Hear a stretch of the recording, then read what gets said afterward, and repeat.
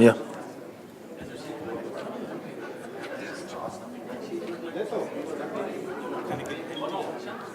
Okay, let's see here.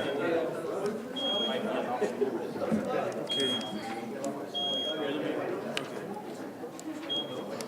I'm sure we get to it. Did we just consent? Yeah, Everybody? okay, now it's we going down. If we go faster. So the middle, it's Oh. going down. I made it going down. Okay. Then go back. There you go. You got it. All right, thank you. We're now, the portion of our meeting is the public comments and public appearances. Mr. Real, you had a question about moving item 13? There's a few people here for item 13 regarding the sign ordinance. Actually, no, it's, Yeah, that's item 12. 13? no, hold on. 14, 14, Oh, I'm sorry, 14. 14. Did you want to move it up? I would like to. Okay, did you want to move it before consent? We can do it after consent. After consent? All right, then we can move it up right after 11. Okay. Is that okay with the council? Yes. Okay. Remind me when we get to that item. Public comments and public appearances. This is the time for the public to address the city council on any item not appearing on the agenda that is within the subject matter jurisdiction of the city council. The mayor will recognize you, and when you come to the microphone, please state your name and place of residence for the record. While members of the public are encouraged to participate, it is unlawful to disturb or delay the council meeting with personal or slanderous remarks. If the item you wish to comment on is a closed session or consent item, please comment now. The council is prohibited by state law from taking action or discussing items not included on the printed agenda. If the item you wish to comment on is in the public portion of the agenda, we will take your comment when we get to that item on the agenda. Please always direct your comments and questions to the city council. I have a list of people. This is public comments, and you all have 3 minutes. Mr. Kim will set the timer. We've got it set. I have Alicia Burton, and then after her, Jason Jung. Alicia over here. And Mr. Jung, you follow.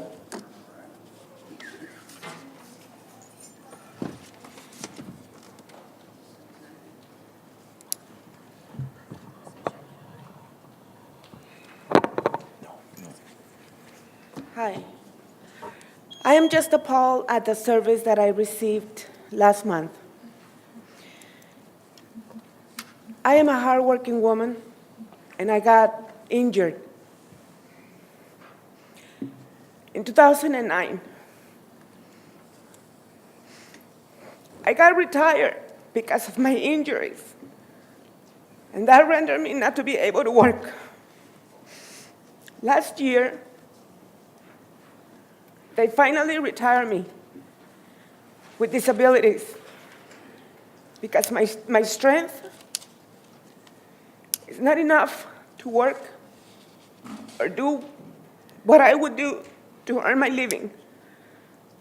So nevertheless, since 2009, when I got injured, I pay my water every month. I might have gotten behind. It was obvious. I didn't get my full paycheck. And I am a homeowner. So last month, I came and I gave $100. And I knew I owed more. So within a week and a half, I came to ask them for 24 hours. They told me no, that this place was no benefit public office, that they couldn't wait, that my water was to remain cut. I asked them only for 24 hours. I had already given them $100, and I gave them $150 more. And a friend of mine helped me with 100 more. That was $250. But my water didn't get turned on until the third day.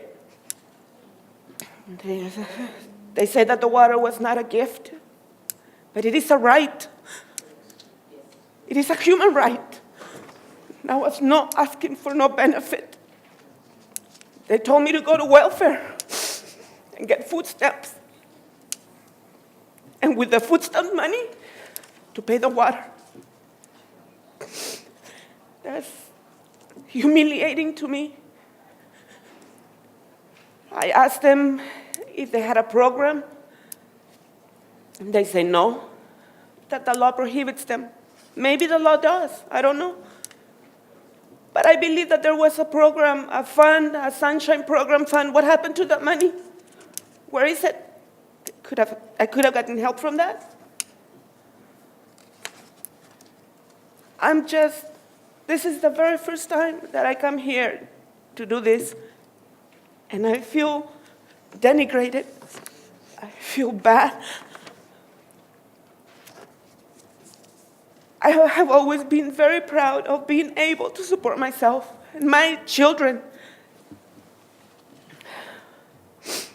But they even asked me if there was other people to help me, and I had already told them that I had a friend that was going to give me some money. And they asked me my father, and they said that my father is dying of cancer, and I couldn't bother my father with that. I couldn't tell, hey, Dad, you have $100 because they're going to cut my water when my father is already dying. So anyways, I feel appalled at the service, at the people here saying that are going to help us. They don't, not even 24 hours. Have you been without water for 3 days? Do you know how your bathroom smells?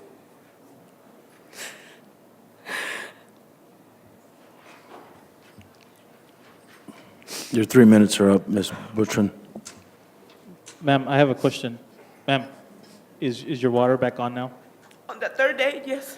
So right now you have water? Yes, I do. And is That it? was not the problem. is The it in- problem was the service, the people here. No heart, no feelings for 24 hours. Like if I was going to steal water, I don't even use the units that is given to me every month. If those units were supposed to be saved, I will have a surplus in my home. And for 24 hours. Thank you, Ms. Butron. Hey, Mr. Mayor, I don't want to interrupt, but I think I have something that might assist, a comment. Sure. County of Imperial, through social services, might have been able to help her, possibly. I don't know at this point, this is past, but at the future, depending on the economic situation, status of that family, if they would contact me, then I will get them in contact, and they would get an answer within a couple of hours. Would the social services have a type of brochures that we could set out here in our offices? Possibly. That explain how Possibly. to assist? Possibly. But what I'll do is I will get her name and number, and anybody else who's in that similar situation. Like I say, I can't promise that, but depending on the economic situation of the family, well, there's a possibility that social services can intervene. Can we- We've done it before. Can we post a phone number Yes, we can. in our chambers, on our rotunda? You can post my phone number there. All right, thank you very Yes, much, sir. Mr. Renison. Mr. L. Give this man a round of applause. Sorry to interrupt, but I thought Does the it was county just... offer customer service classes for our employees? We have a great team at the county, as you know. Okay. And we answer phones and we return phone calls, so the answer is yes. Okay. Thank you, Mr. Renison. And I return phone calls promptly. Yes, you Mr. do. Mayor. Yes, you do. Mr. Jason Jung, you may begin. You have 3 minutes. All right. I'm here. Mayor, I'm sorry to interrupt you, Mr. Jason, but I have a question for the same reason, the water issue. Can I ask for that? Yeah, well, everybody's asking. Go ahead. Who do you need to ask, Mr. Renison? No. Let me ask to the city attorney. I know that there is a law against, in favor of this situation with people like that. Do you know the law number, or how can you tell us? I mean, because for me to not to give 3-4 days or a week to pay the bills, people who really needs the water, I believe there is a law. Do you know that law? Can you elaborate that law? Because that law we need to respect. As a city, we need to respect that law. And do you know that? I can indicate to the mayor and council that the city follows state law, and there is a prerequisite notice requirement that I'm sure went out. So the water is not one day on, one day off. There is a requisite notice period, and Mr. Warren follows that procedure. Mr. Mayor? If I may say Okay. something, that's a lie, because you Wait guys a minute, have shut wait, off my wait, water please, without. no, we're, Okay. you know what, this is what happens when people start talking, when it's just public comments. So you can request this item later. Yes. Okay? Let the city attorney finish. I think you did finish. You did? I did, thank you. Okay. Now, 3 minutes for Mr. Jung. All right, number one, I want to say I'm going to pay off her water bill tomorrow, balance her out to zero. Number two, once again, I request to be put on the agenda for the water. There's numerous people complaining about this water issue here. There's a water issue. You know what? And you guys are billing like there's no tomorrow. Why? Because Quinn wants a raise? Because the city manager wants a contract? The chief wants a contract? I mean, what's going on? On whose back? The other thing is this. You guys placed officers on administrative leave for being investigated of crimes or whatever it is. They're either terminated or pending. I'm not going to get into that. But now I filed a criminal complaint against Quinn Servin and Liliana Reyes for extortion. What are they still doing here? Do you guys pick and choose who you're going to put on administrative leave while they're investigated for crimes they've committed? The extortion comes from Quinn and Servin trying to charge me $800 a month for water. I'm requesting that one of you guys put me on the agenda for next meeting to address this. How are you going to have somebody like Quinn or Servin sit there and tell this lady to go get welfare? Where is the common courtesy? There's no more respect by city employees anymore when you go pay the water bill. When I go to IID, pay my electric bill, they smile and they take my money. When I come to the city to pay my water bill, I'm greeted by a snotty little kid or a snotty little boy that doesn't know what they're doing. I remember back in the day when it was Erica, Sally, Monica, Lucy, they greet you with a smile. They make you feel welcome when you come to the city to get something resolved. Nowadays, it seems like everybody's bitter, and these people think that they are privileged or they're owed to have a job. It's a privilege to have a job here. It's to serve the public, to greet somebody with a smile, say, how's your day going? Let me take your payment. You know, what happened to that? What's going on in the city of Calexico? You know, everybody's so rude around here nowadays. I hate coming in here. It's ridiculous. And you know what? The other thing is this. You guys should put Quinn and Servin on administrative leave until this issue is resolved. Because you know what? They've committed a crime, along with Liliana Reyes. And I try to file a police report one day, and then they try to cover it up. Then I have to go back and file another police report. And I'll be over there filing a formal complaint against the officer that didn't take the report correctly the first time. I'm just bringing this to light.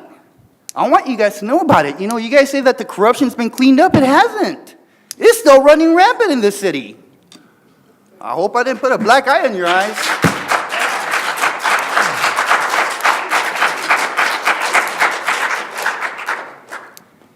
Would it be possible for Mr. Jung to be able to set up a meeting? We've met with Mr. Jung and we resolved his water issue. Excuse me? We did. Mr. Jung, please. We resolved his water issue, and through an interpretation of the ordinance, we adjusted it so his building is viewed as an office building. So I'd be happy to talk to individual council members afterwards on how his issue was resolved in his favor. You're welcome to come talk to. We've talked to Mr. Jung. Can you do math? Wait a minute, Mr. Jung, your 3 minutes are up. Okay, but see. Thank this you. is- Please. We must retain order here. Thank you, Mr. City Manager. Maribel Padilla, you're next. I'm out of here. This place is so corrupt.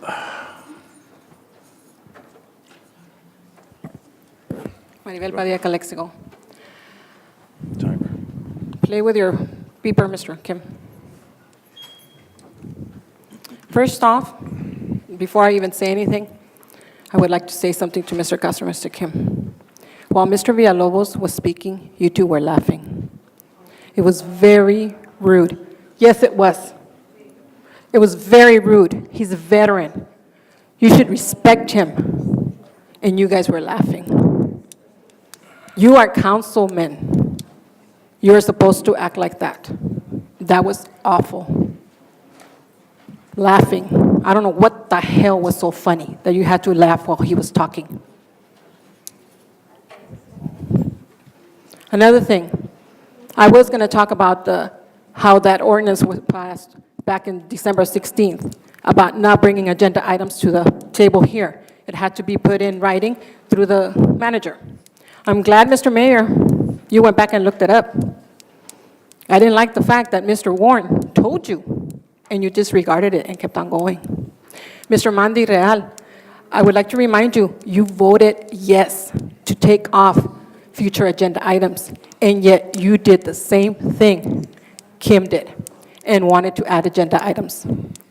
Make up your mind. No, it's not our debate. You voted for it. I saw the video. Don't go back and now act like him and start doing this. And this is why the JPIA is looking at us again, because of you. You guys can't get your act together. And you act like this and people see it. You need to go back and look at all those videos, Mr. Castro, Mr. Kim, and Mandy. There are no agenda items while the meeting is going on. You go through the manager and the mayor in writing. So let it be the last time you guys do that crap again. Oh my God, yeah, right. I guess I keep going since Yeah, everybody's... you've got a minute to go. And they're interrupting. So, you know, it's true. Everything I say is true. It's in the video. Go watch it. It's there. They voted for it. 2 against 3, because they always vote no for everything. But it was voted on. So just remember that. And Mr. Castro, no, we can't go to Geico. We can't go to Flow. We can't get really easy insurance for the city if the JPI takes it away from us. So just think about that. It's not that easy to get insurance. So quit, both of you, acting like that. Thank you, Ms. Padilla. Mr. Mohammed Asiad, and after... Mr. Mayor. Yes. Can I ask the council, our attorney, a question? Yeah. Before I did bring agenda items up to, on the dais, I did consult with the attorney. The attorney said that there was 2 ways to get agenda items on. One was in writing, and was to get concurrence from another council member on the dais. Am I incorrect as far as the ordinance the way the ordinance reads? The government code.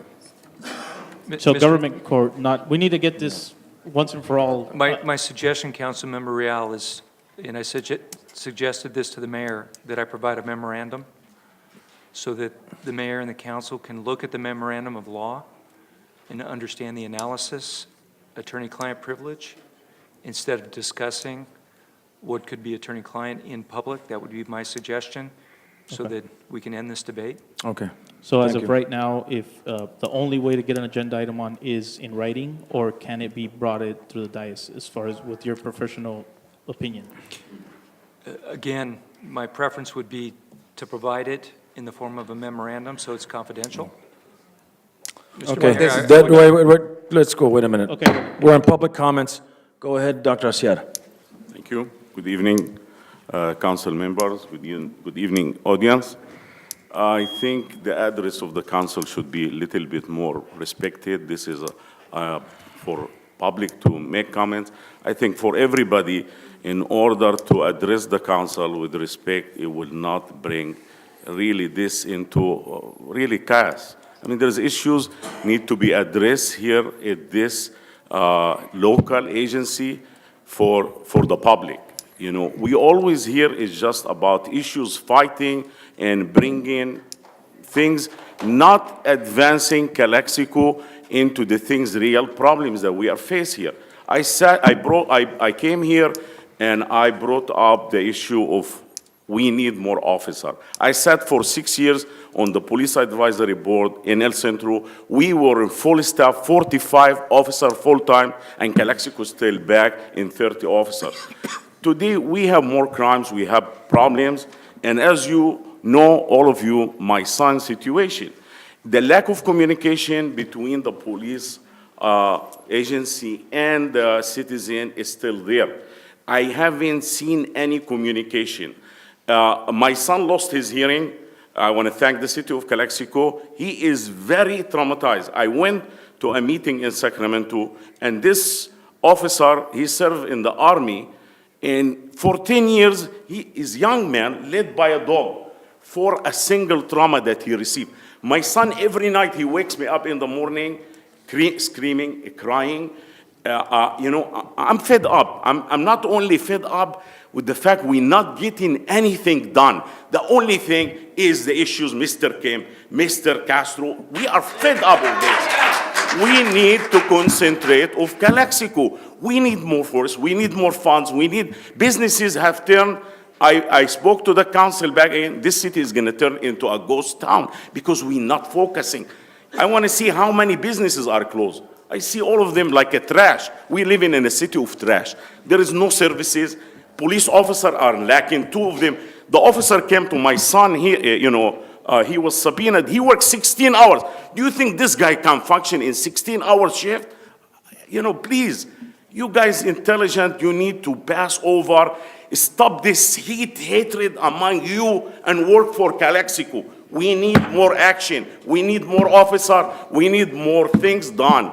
I'm fed up. I have shut my mouth for the past since October. I have sent so many messages to the police department to see where. I put a reward. I said, why didn't you even contact the FBI trying to figure the 4th suspect that he was choking my son with a seatbelt?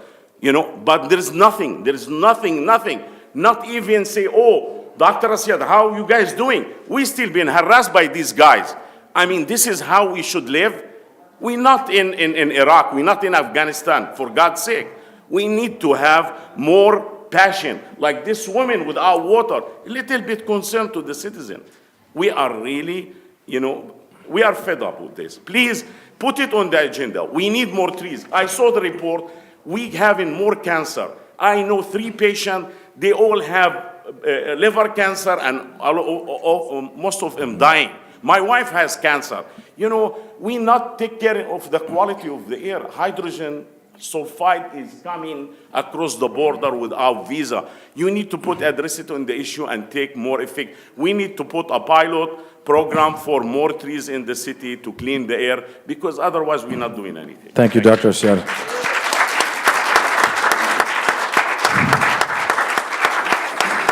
Carmen Estrada. Carmen Estrada.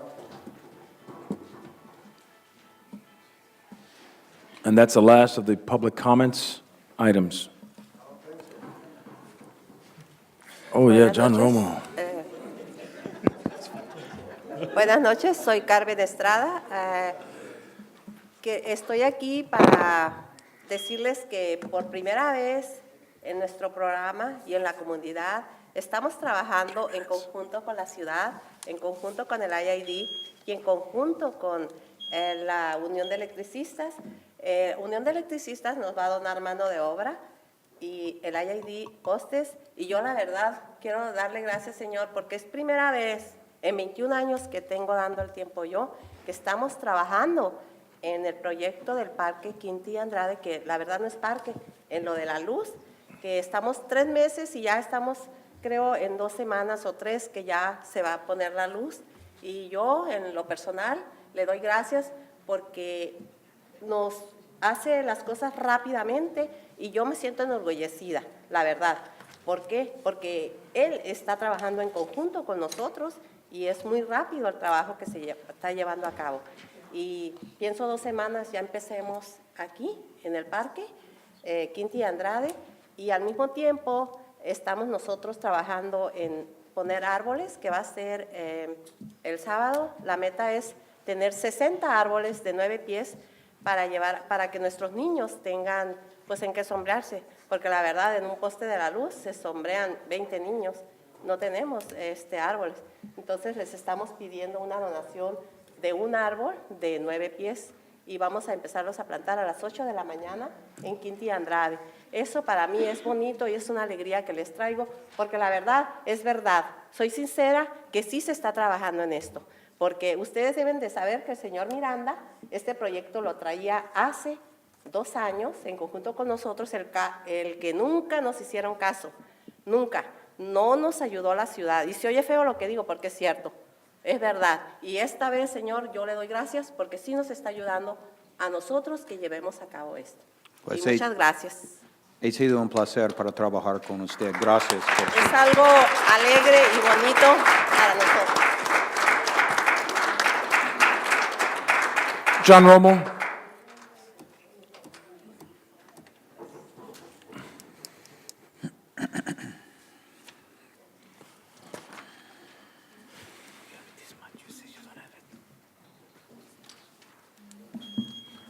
Good evening, members of the City Council, Eagle Council, and City Manager, and the audience.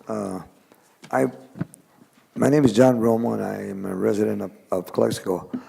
I think everybody has a great concern here about working together, and I'm going to, in retrospect to my previous comments in past council meetings, I said I started to do social work in 1966, and that was the Economic Opportunity Commission, opportunities. And my role was to create equality, to strive for that equality, to promote programs and services that people did not have or did not know that those services existed. Now, I thank John Rennerson for coming up to the and address the City Council that there is something up there for everyone. And I also believe, and I don't know the man, but I really honor the man that was from the service, and I believe they made great contributions to the quality of life. And this is what it's all about. Instead of fighting, when we focus ourselves into just what it is going forward. And that I don't want to say it and repeat it, what everyone has said it before. You know, they don't want fighting. They don't want bickering back and forth. Nobody here is above anyone. I believe in roles. I believe in carrying out roles. I've done many great projects. People don't know about it, and I really don't care. As long as I feel comfortable with it, that is my role, and I take it very seriously. So I believe that the whole City Council, as representatives, and I do believe that you do, but you know, since there's still a lot of concerns, why don't we recheck those roles and see if we can go on forward with it. I do have a couple of line items that I want to speak, but I think I'm saying the whole bit. I believe that everyone at the earlier ages of back in the 60s, 50s, 60s, they provided quality of life to us. I think it's time to give it back to them. That's all I got to say, Mr. Thank you, Mr. Romo.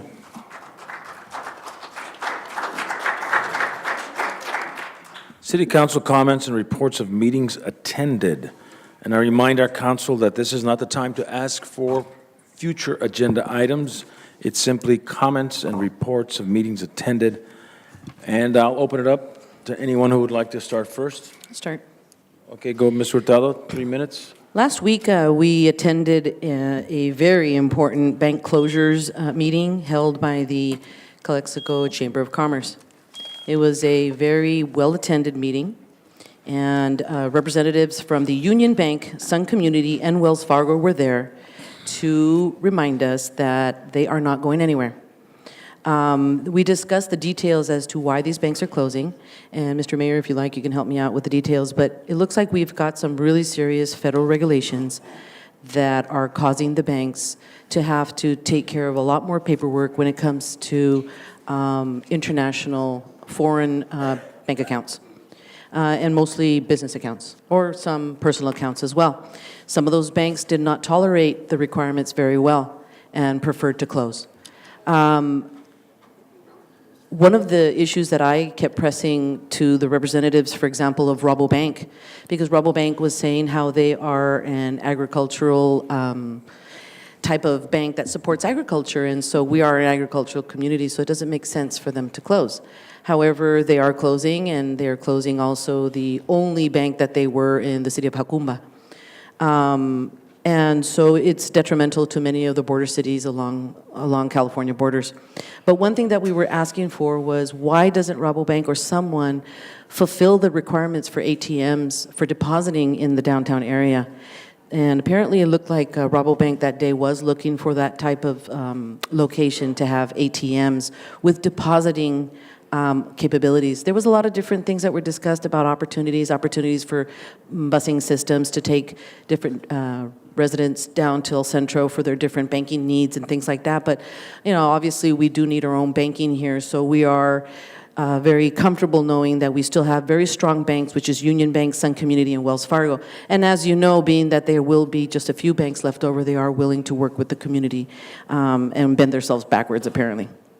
The other issue that we've been very, very busy about is economic development. I want to thank Mr. Ben Horton and Lina Cardenas for always being there. Economic development is a very important part of a city, and the city of Calexico has not had that activity, and now we are.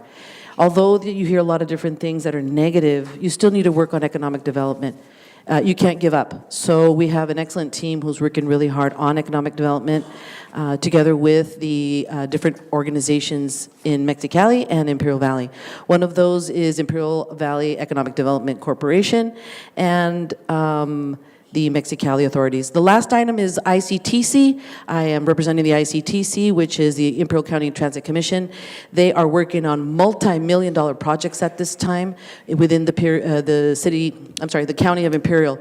The two projects, the main projects that they're working on here in Calexico is the Highway 98 expansion and the Cesar Chavez Boulevard expansion, which are the two streets, roads or roadways that will be leading to and from the new port of entry. The new port of entry is scheduled to be open this late summer, September and August, around there somewhere. So we're looking very much forward to that. Thank you. Mr. Real, you wanted to go next? I would like to say today is el 5 de mayo, so congratulations to everybody. And I also want to say that I'm not sure if Calexico is doing anything about this, but I know there's going to be the May 7th is National Day of Prayer.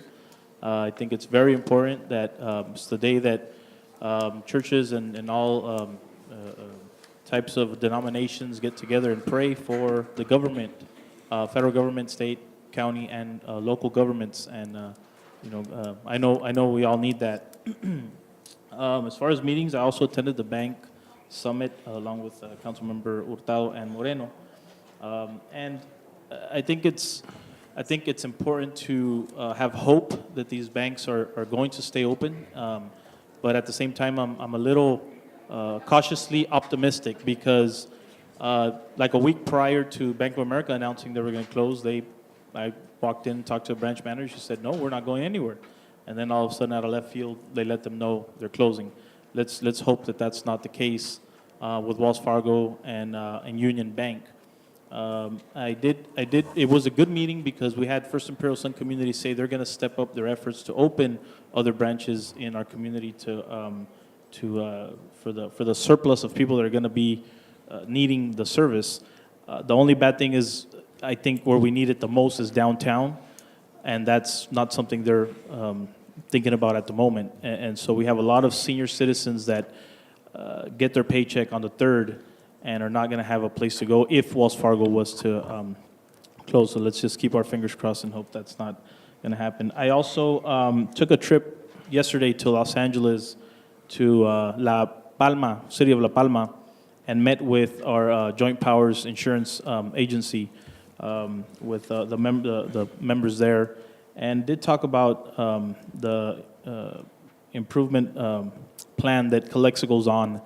And it was really important for me to go up there, not just talk with them over the phone. I think it's a lot better to do it in person, and very, very enlightening to what they had to say about our city, and the history of how we got to this point where JPA is looking at us, and who were the people that instrumental in getting us there, and why we're there at that moment. And just to touch a little bit of negative news, the people coming up here expressing the bad service, I have to say that before being on council, I also didn't have a few issues. I compare coming to Calexico to going to the DMV. It seems like the people sometimes feel entitled, and they're not there for customer service all the time, and hopefully the city manager and the staff can work on that, because there is a lot of complaints on that, but I'm sure that Mr. Warren will get that taken care of. Thank you. Thank you very much, Mr. Real. And the DMV is not such a bad place. It's pretty bad. It's pretty bad. Try the IRS, right? I go to Brawley. Mr. Castro or Mr. Kim? No comments. No comments, Mr. Castro? You know what I do? Yes, I have a comment. In related what Mr. Padilla mentioned, Mrs. Padilla, Señora Padilla mentioned, she was wrong. She's totally wrong. She's got a mind sick. She always, every meeting, she's trying to talk about Mr. Castro, Mr. Kim, related to issues from the city. A few minutes ago, when Mr. Lozano, I believe Mr. Lozano, veteran Lozano. Wait, hold on. Mayor, can you please stop her? I mean, Ms. Padilla, Ms. Padilla, let him speak. Who's the person? Mr. Villalobos. Mr. Villalobos was speaking, and after he finished that,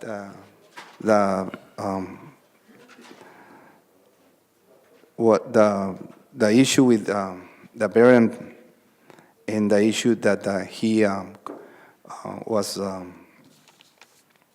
talking about all the, how do you say it, what happened on his life with their families and related to the war and to the service.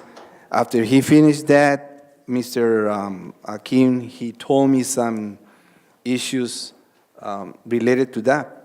And I was talking to him, and I can talk and laugh anytime I want. But Mrs. Padilla, he always trying to lie and laugh at the people. My point here is she's got a sick mind. Last council meeting, looking the way she's laughing, she's kind of crazy. But well, the last council meeting, the last council meeting. Hold on. Mayor. Please get to your point, sir. I'm sorry? Get to your point, the last council meeting. Well, I try to hit the gavel so this lady interrupt me.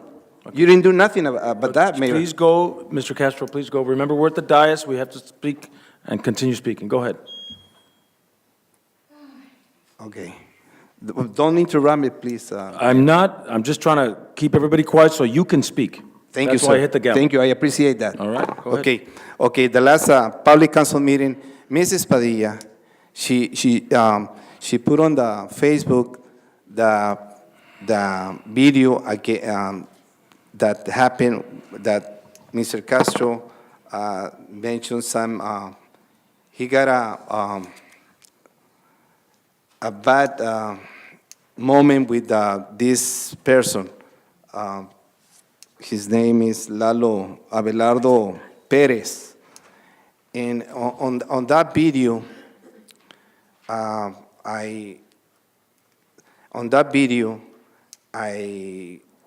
he approached to me and he said some bad words against me, and I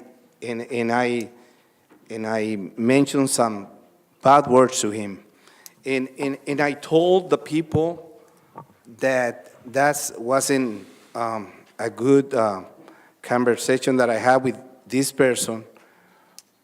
But my point here is the people who put that video on Facebook, these people are a mind sick. These people are a mind sick because they hurting young people, kids, and all in this community. And also, the worst part of this issue is that you let that happen, Mayor. The worst part, you and the city manager let that happen. Okay, your 3 that minutes are video. up. Thank you. Your 3 minutes are up. Go ahead, Mr. Kim. And it's freedom of speech, by the way. Go ahead, Mr. Kim. Okay, I think I 3 was. minutes, please. I wasn't going to say about that, but I'd rather say that. I believe Ms. Padilla has something naturally, I don't know what reason, against me and Mr. Castro. Why we cannot make a smile? Why we cannot see something so funny smiling? Why she isn't onto it? So what's happening is when take the pictures, the Mr. Randerson come to the shaking everybody, and then I was trying to shake hands. He just turned around from us. Then he left. So that's why I said we were laughing, and she got upset because we were laughing. We didn't laughing for her. We don't happen to not laughing for something else. Okay.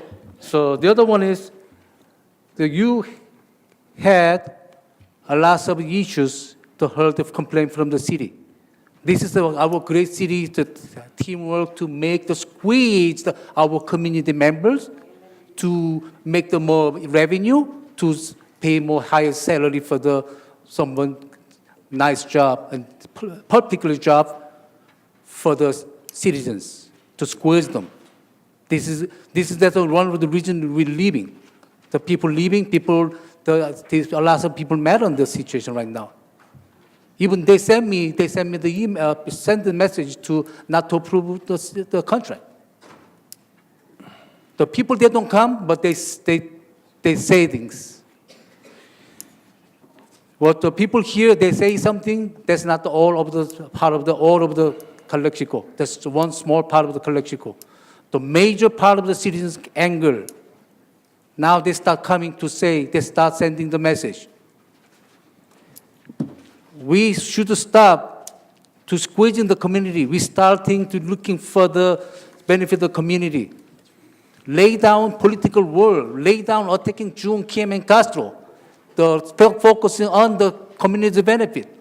Right now, citizens get hurt, and we can do anything because City Board is supporting the staff doing the squeezing the community.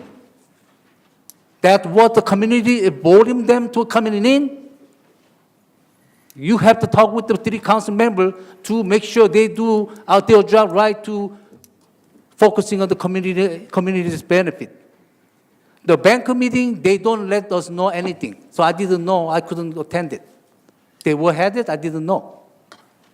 Even when I connect to my city email, I got spyware. I got the second time. I had to delete all the spyware, I had to clean up my computer again. So I cannot connect to my city email. When I connect to city email, I got spyware. I requested remove put on the agenda, remove the ethic code for the next coming meeting. Mr. Castro, you want to concur with me? For the next public council meeting, yes. Okay. I got concurrence from the Mr. Castro. Your 3 minutes are up. Thank you, I'm Mr. done. Thank you, Mr. Kim. I'm very disappointed in many things going on here. It's gotten to a point where I don't know whether to continue or say, you know what, how could we move forward if nobody is getting along? We had our goals and objectives meeting, and I thought at that point was a turning point. where we would be able to work together, where we could respect each other's decisions, where we could agree to disagree. There are problems in the city. We know that. People have been posting pictures of parks, of trash, dirty downtown, things that aren't getting done. I've lived here longer than all of you, and I have seen this change, and it really disappoints me. But we got elected to make a change. We got elected to solve problems.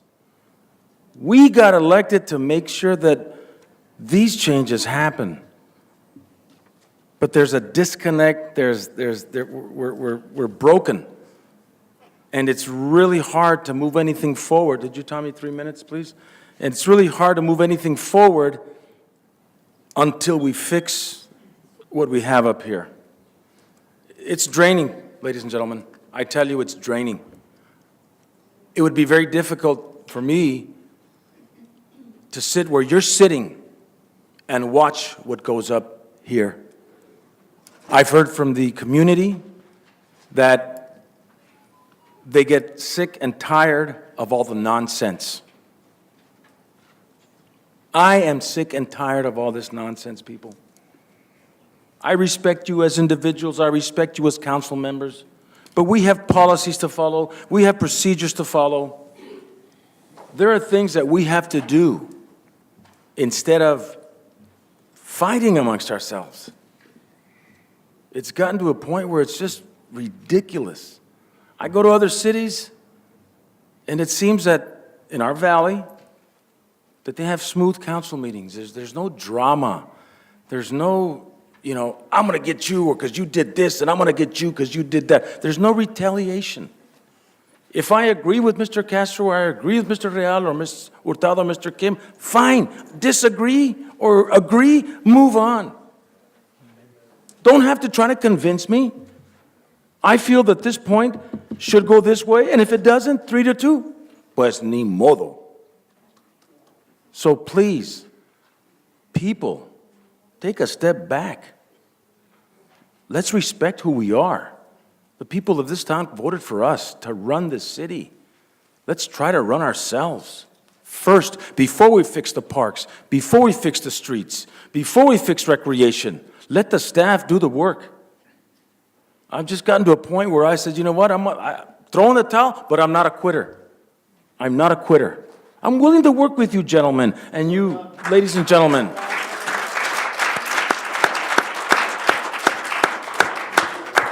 You try to sit here one day with all this nonsense going on here and all the nonsense going out there and in the community and on Facebook, and it's draining. And I agree with you, Mr. Castro. There are things that are being posted that aren't positive. But please remember, we're a community. And in order for us to move in the right direction, we have to agree to disagree. We have to remove the personal issues that have been plaguing this city for years. You're the one doing it. What did he say? He says I'm the one doing it. You're the one don't respect the fellow council members. You just... I'm sorry, Mr. Kim, but, you could have told me that in private. You didn't have to say it out there. I have never disrespected you. I'm not even having this conversation. It's my 3 minutes, please. Please, it's my 3 minutes. Ladies and gentlemen, I'm sorry for this discussion, but he'll be your next mayor. Thank you. Let's move on. Mr. Warren, do you have any questions or any comments? I have no comments at this time. All right, thank you. Consent calendar. All matters listed on the consent calendar are to be considered routine by the City Council, Calexico Community Redevelopment Agency, successor agency, or Calexico Financing Authority, and will be enacted in one motion in the form listed. Any item may be removed from the consent calendar and considered separately by the council.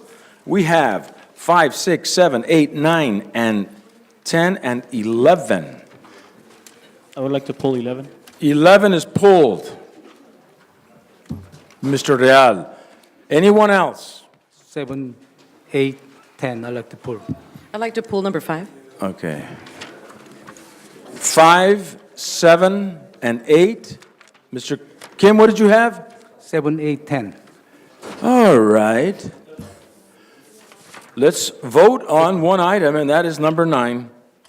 Motion to 6. approve number 9. Wait a minute. 6 and 9. 6, I'm sorry, 6 and 9, excuse me. Motion to approve 6 and 9 by Real. Second. Who will second? I will second. Please vote on the board.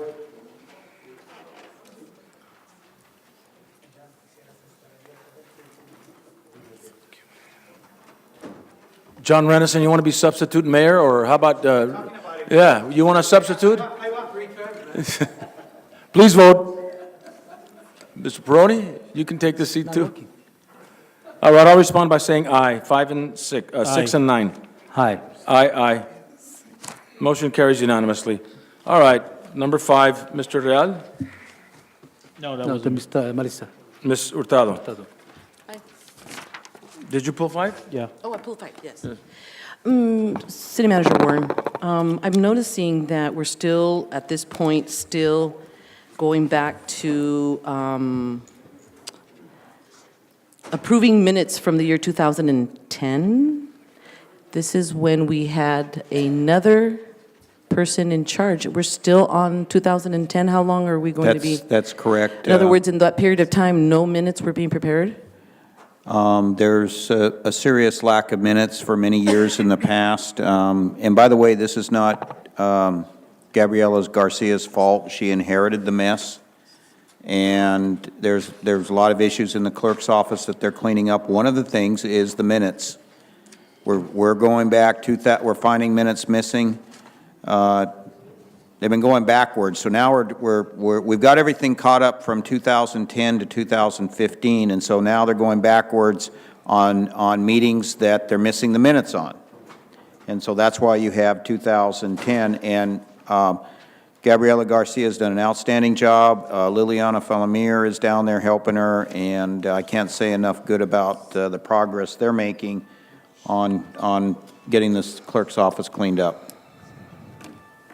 Thank you. Motion to approve. There's a motion on the floor to approve number 5. Is there a second? Second. All in favor respond by saying aye. Hi. Aye. Motion approved. Mayor, are we going to move the, Yeah, but we still got to go through consent. That's right, okay. Motion approves unanimously. Item number 7, who had item 7? Someone pulled the 6, no? No. 6 and 9 were approved. Oh, okay.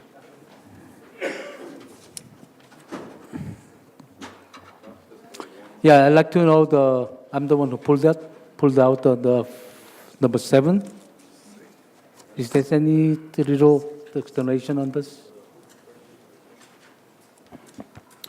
Good evening, Council. The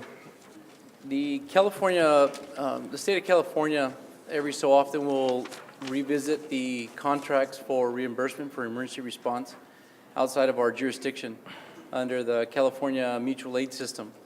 And with that comes with the reimbursement rates that are established by the federal and forest agencies. So what's different in this agreement that has been kind of adopted in the past, where reimbursements to the cities are based on certain rates and time worked, the state has asked that, and the state and federal agencies that are involved here have asked that all cities adopt a resolution stating that they want to be reimbursed for the entire time that they are out on assignment. So what's different from here is that it has to be adopted by a resolution. The California Fire Assistance Agreement has the capability of having the city reimbursed, for lack of a better description, from point A back to point A. Some agencies don't cooperate in that fashion, so they would like to pay you for hours worked on an incident. Well, unfortunately, the city doesn't have a time clock on and off when we're outside of our county responding to mutual aid assignments. So the city has to adopt this resolution that would allow for the city to gather its reimbursements and be made whole, because the city is cooperating with the intent that the assistance will be reciprocal, as we saw in previous events like the 2010 earthquake. So this gives the ability for the city to be reimbursed for every dollar that's being spent for emergency equipment and personnel outside of the city. Okay, I understand. But I'd like to see something, well, maybe not in the agenda, but still, for example, I've been seeing lots of ambulance going into the federal facility, which is Border Patrol. Is there any chance we consider as a federal, as out of our jurisdiction, so we can get the payback from the federal government? We don't respond to the Border Patrol station out there, outside of Calexico. But I'm talking about the border. Customs and Border Protection? Yes. Okay, yes, that's one of our busiest areas. The problem is that the city can't, by state regulation, determine, I guess, residency or insurance information up front before we provide service. 911 is activated, we respond and worry about the differences later. So it's who summons the call who usually gets the bill. So if Customs and Border Protection is summoning the 911 call, they would get the bill. So that is our normal process for generating the bill for receipt, unless the patient refuses and says they don't want treatment, then there's no bill generated. But if the patient does request a treatment and is transported, they're assuming all financial responsibility for the treatment rendered. Thank you. Before you go, I'd like to have some comment. And one time I seen you guys responded for one of the very aggressive patients, and two of you guys well trained it and calmly responded, is like very professionally attended, doing their job right. And I believe one of the Border Patrol officers was helping too. So I'm glad you guys be very well trained. Thank you, appreciate that. And I'll share that with firemen on the floor as well. Thank you. Thank you, Mr. Chief Mercado. If nobody have a question, I'd like to motion to approve it. Second, motion approved by Kim, second by Moreno. Please respond by saying aye. Let's go ahead and vote on the board. Motion carries unanimously. Okay, item 8, warrants from April 7th to April 21st, 2015.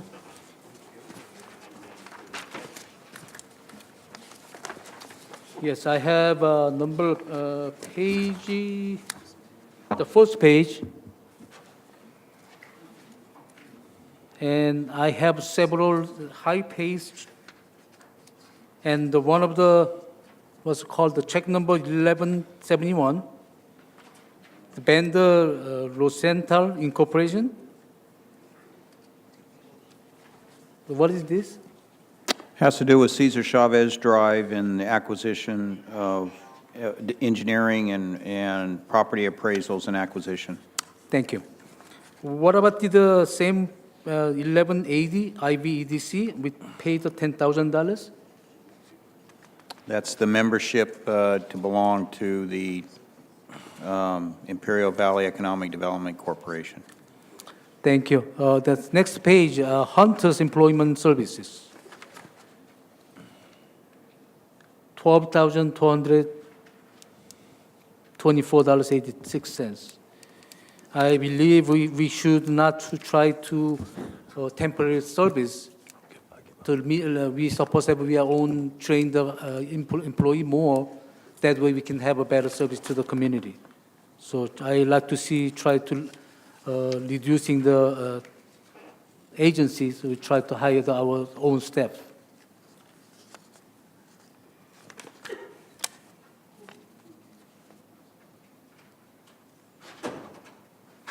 And the other one is 1205 DTSC Imperial Coupa, 6,700. Which page are we on, Mr. Kim? Page 3.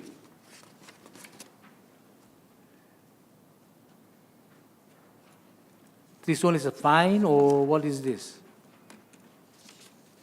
It's not a fine.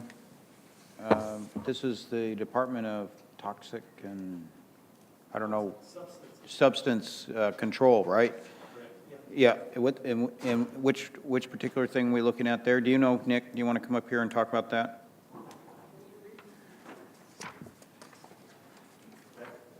That's our annual permitting for our toxic substance out at the airport. We have to pay an annual fee because of the fuel that's out there and stuff like that. Thank you.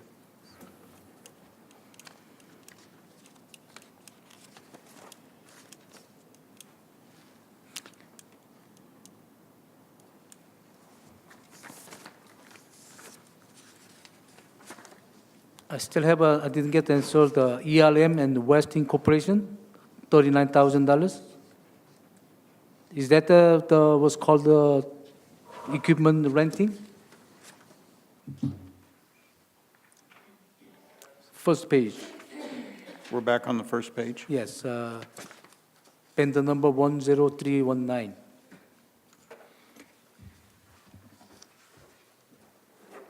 Arm West Incorporated. Nick, do you want to come up here on that one?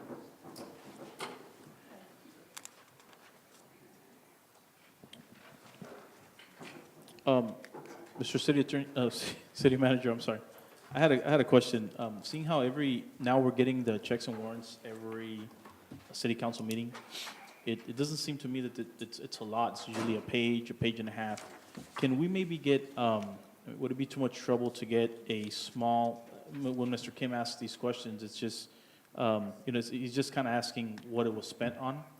And so would it be too much work to maybe get a small description and just say, we bought gum, 25 cents. We bought a car, 40,000. Just something of that. I mean, I would also maybe like to see that, just a brief description. Then if he wants to go more into that, like where'd you buy the gum, or, then we could maybe go in further, but maybe a small description on each item with that. I mean, I don't know, Finance Director, City Manager. Yeah. We would probably get away from Let me answer doing it this this way. every meeting.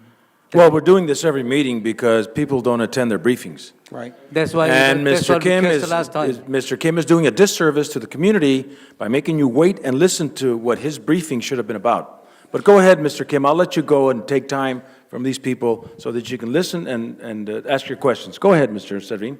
Yes, this is an invoice from ERM, who's doing the study, the analysis, and the plans for the New River Parkway. We have a contract with them that your board already voted on, and we have a certain amount of money. The plans are at a stage of about 65%. So there's going to be some similar billings as we go along until the conclusion of the contract. Thank you. I've been requested a long time ago, I've been requested a summary of the expenditure that they never provided. Motion for its approval. Second, please vote. And this is item number 8. And it's 4-1, Mr. Kim, opposition. We're going to 10. Purchase of a 2015 CNG street sweeper from Marco Equipment through a cooperative purchase with the city of Brawley, a type of piggyback purchase that many public agencies participate in. This is normal, run-of-the-mill routine.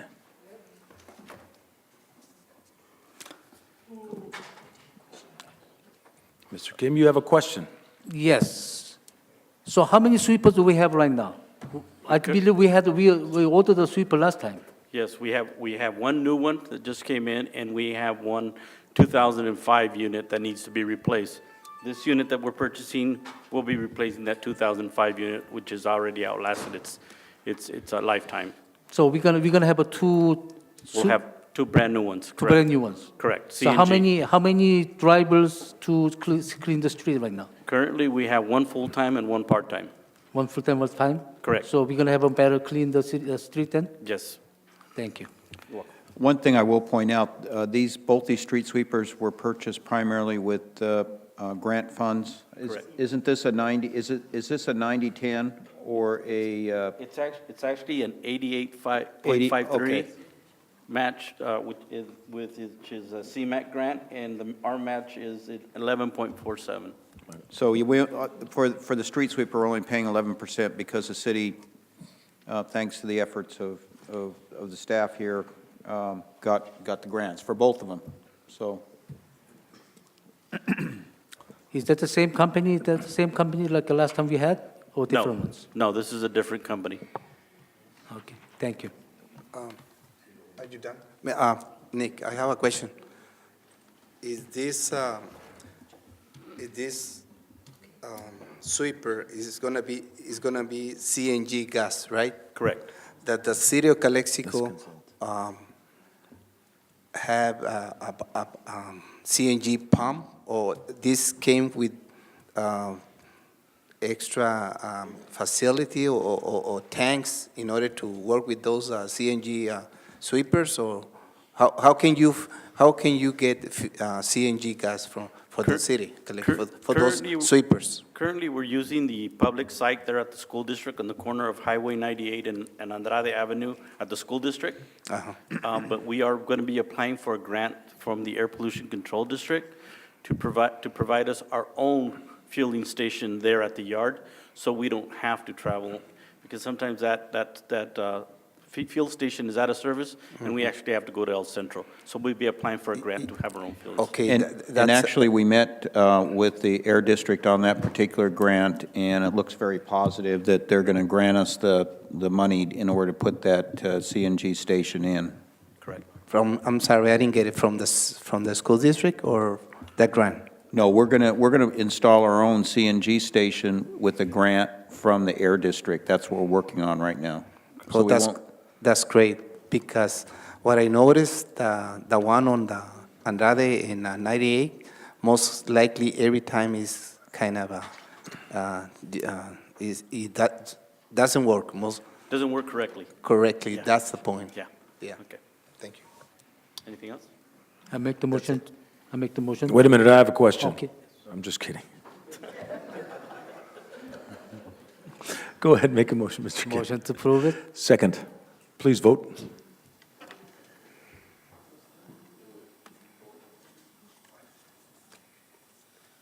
And Ms. Hurtado? Yes, she approves it. Motion carries 5-0. It's better when we laugh, right? Okay, 11, purchase of body cameras and tasers for the Calexico Police Department. And I read on this, and I got background information. I'm very happy that the city is moving in this direction. And who pulled this item? I did. Me. Mr. Real, go ahead. I did attend my briefing and spoke to Mr. Warren regarding some issues on these body cameras and tasers that a few of the officers actually that I talked to were I guess, asking some questions themselves. And I don't know if this taser company, is the name of the ones that are selling these body cameras and tasers, it's more of a lease, I think, than a buy. Is there somebody here from the police department that can answer some questions on that? Good evening. So I happened to talk to some officers. They were saying that these body cameras have to be turned on every single when they want and turned off. They turn them on, they turn them off. One officer that has his cameras purchased by himself said that somehow his does do all day or 24 hours, and is there a reason why they will be turned off and on versus just having them on all day? There's a lot of reasons why. One of the reasons why is when you record 24 hours, you use more space. Another thing is you're going to be recording everything you do. You go to the restroom, it's going to be recorded. You go and you talk here at the city council, I'll be recording this. I mean, you want to have the option, in most policies, in most places, the policy states that these guys don't want to have this on at all times. The association is really in for these cameras. We want them. Is really in for them, like against them, or For the cameras, yeah. Well, the question was because the officer was stating that he could, if he was on a call and, obviously we're doing it for the reason that we know the interaction between the police officer and the call for service, but they were very skeptical of saying that, well, you can just turn them off if you think something's going to go the wrong way, and then is there going to be an accountability that when the call when the police officer gets that call, he's going to have to turn it on, or will he be able to choose? Well, this call I'll turn it on, next call I'll turn it off. And that's where I'm coming from. And that's why I included a sample policy, and then the policies, we will put when you turn them on, when you turn them off, when you're obligated to have them on at, this, and you don't have to turn them on at certain calls. And I'll be honest, a lot of the officers that I spoke to, I wish that some of the guys would come to me too, because Lieutenant Serrano and I are pretty open with them, is we would explain to them that, these guys would wear them, use them for their protection, and ourselves, we're going to carry them too, because we do handle calls sometimes, and Lieutenant Serrano actually had an incident that luckily happened in our lobby, and we were able to get it through our facility cameras, where somebody took a razor blade out on him the other day. That would have been a perfect one for a body cam, because you would have had a really good audio image of the frontal view of the lady taking out the razor knife at him. But so that's why we're going to carry them, and all our officers will carry them too. And the good thing about these cameras is that it has options to wear it on your chest, on your lapel, on your either a cap brim, or if they come with clear lenses, or they come with like shades, and you put the camera on and it records video and sound. Out of the 3 that we tested, the officers tested, they liked the quality picture of Taser International a lot better than they did on the other ones. User friendliness is fine. Also the the storage of them, it's all cloud-based storage. We don't have to buy a server. We don't have to go in there and do uploads and of any videos ourselves. So you put it on a caddy, it downloads everything to a cloud. Any updates on the servers, we don't do it. So it's tamper-proof too. I can't go in there and erase anything. We can view, but I can't erase anything. And that's the number one, is we don't want people to say that we are getting rid of evidence. And that's why we went with Taser International, because they're cutting edge. In 30 months, if something new comes out, they swap them out, they give us the new stuff. As far as other police agencies in the county, do you know another police agency that has this one? And the reason I'm asking is, for example, if I were to ask you right now, the police cars that you have right now, the camera system on them don't work now. The laptop system is all faulty because nobody did their homework on, are these good for the weather that we have here, which is in excess of 120 degrees. And so the city spent a lot of money on this equipment, and it's no good no more. Is that safe to say? Yes. Okay, so somebody messed up. Yeah. At that point. Okay. Yes, they did. So, this is a pretty, it's not a small amount of money, and I'm concerned with this purchase. Have you guys seen, for example, if the city of Las Vegas, Phoenix, Yuma, somebody that's using this system now and's had it for a year, what this system withstands 120-degree heat. Because if not, the city's just spending money again, like they did with this system that didn't work within a year or so, and so that's my concern. And I understand your concerns, and the fact is that Taser International, you have agencies in Arizona that use it that have the same extreme weather that we do, and it's proven. The city of El Centro uses what they call the Nuvi, and they actually don't really like them. It's a lot easier to use, but the picture quality and the sound quality is not as good as this. So we'll be able to record a lot of stuff. Now, I know that it's a lot of money, but I think the first lawsuit that we can avoid, it's going to pay for itself. Because nowadays, with everything that's happening around the nation and the world, everybody and their mother wants money, and they'll go out there and try to sue the city for some frivolous complaint. And if we don't have a video camera system that we can back us up when our officers don't do wrong, I think it pays for itself. And are we going to do something as far as the cameras that don't work on the vehicles? And that's something that we're working on. We're on a daily basis. We're trying to get Rockwell Collins to come out here. And the last that I knew, that division was no longer existed, but they were going to try to get the technicians. They're out of Idaho, right, Serrano? Or Iowa. Okay. So that's one of the things, and it is true. I'm not going to sit here and make excuses. That stuff should have not been bought, and you learn. Unfortunately, we learned the hard way. But it's not going to happen again. So this system here, in your expert opinion, is the better one. Our opinion in the department. Taser guys- International. I mean, that's right now, they're the cutting edge right now when it comes to this technology. Because, I say, we did test three, Two total of other 3. ones. That's good. Any more questions? Motion, unless anybody else has anything, I motion for its approval. Anyone else? Thank you. I think it's the well-educated community, so they don't have to be afraid about it. And I think it's time to have our officer has body cam, so good for the both way. Thank you. Motion for its approval? Is there a motion for its approval? I made a motion. Oh, you did? Second? Second. Second. Second by Kim, please vote. Carries unanimously 5-0. Well, we've got through our consent calendar. It's only 8:40. We're on to the discussion and potential action items. We're moving up item number 14, which is discussion and potential city council guidance regarding temporary promotional signs and banners within the city of Calexico. And I believe, Mr. Real, you had brought this forth. Do we need background from our city manager? This is in We're response. moving it up.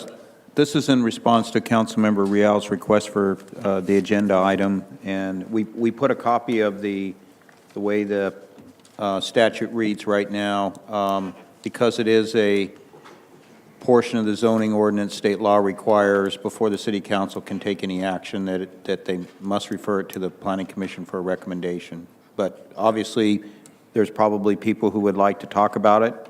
You can listen to them and any comments city council would like to Okay, make. we have two. We have Ignacio Gonzalez, who would like to, I'm sorry, he was in opposition, but would not like to speak, and I did speak to this gentleman, that the first step would be to go to the Planning Commission. Then we have Ben Horton, in opposition of this recommendation. Would you like to speak or go for the record? Okay, 3 minutes.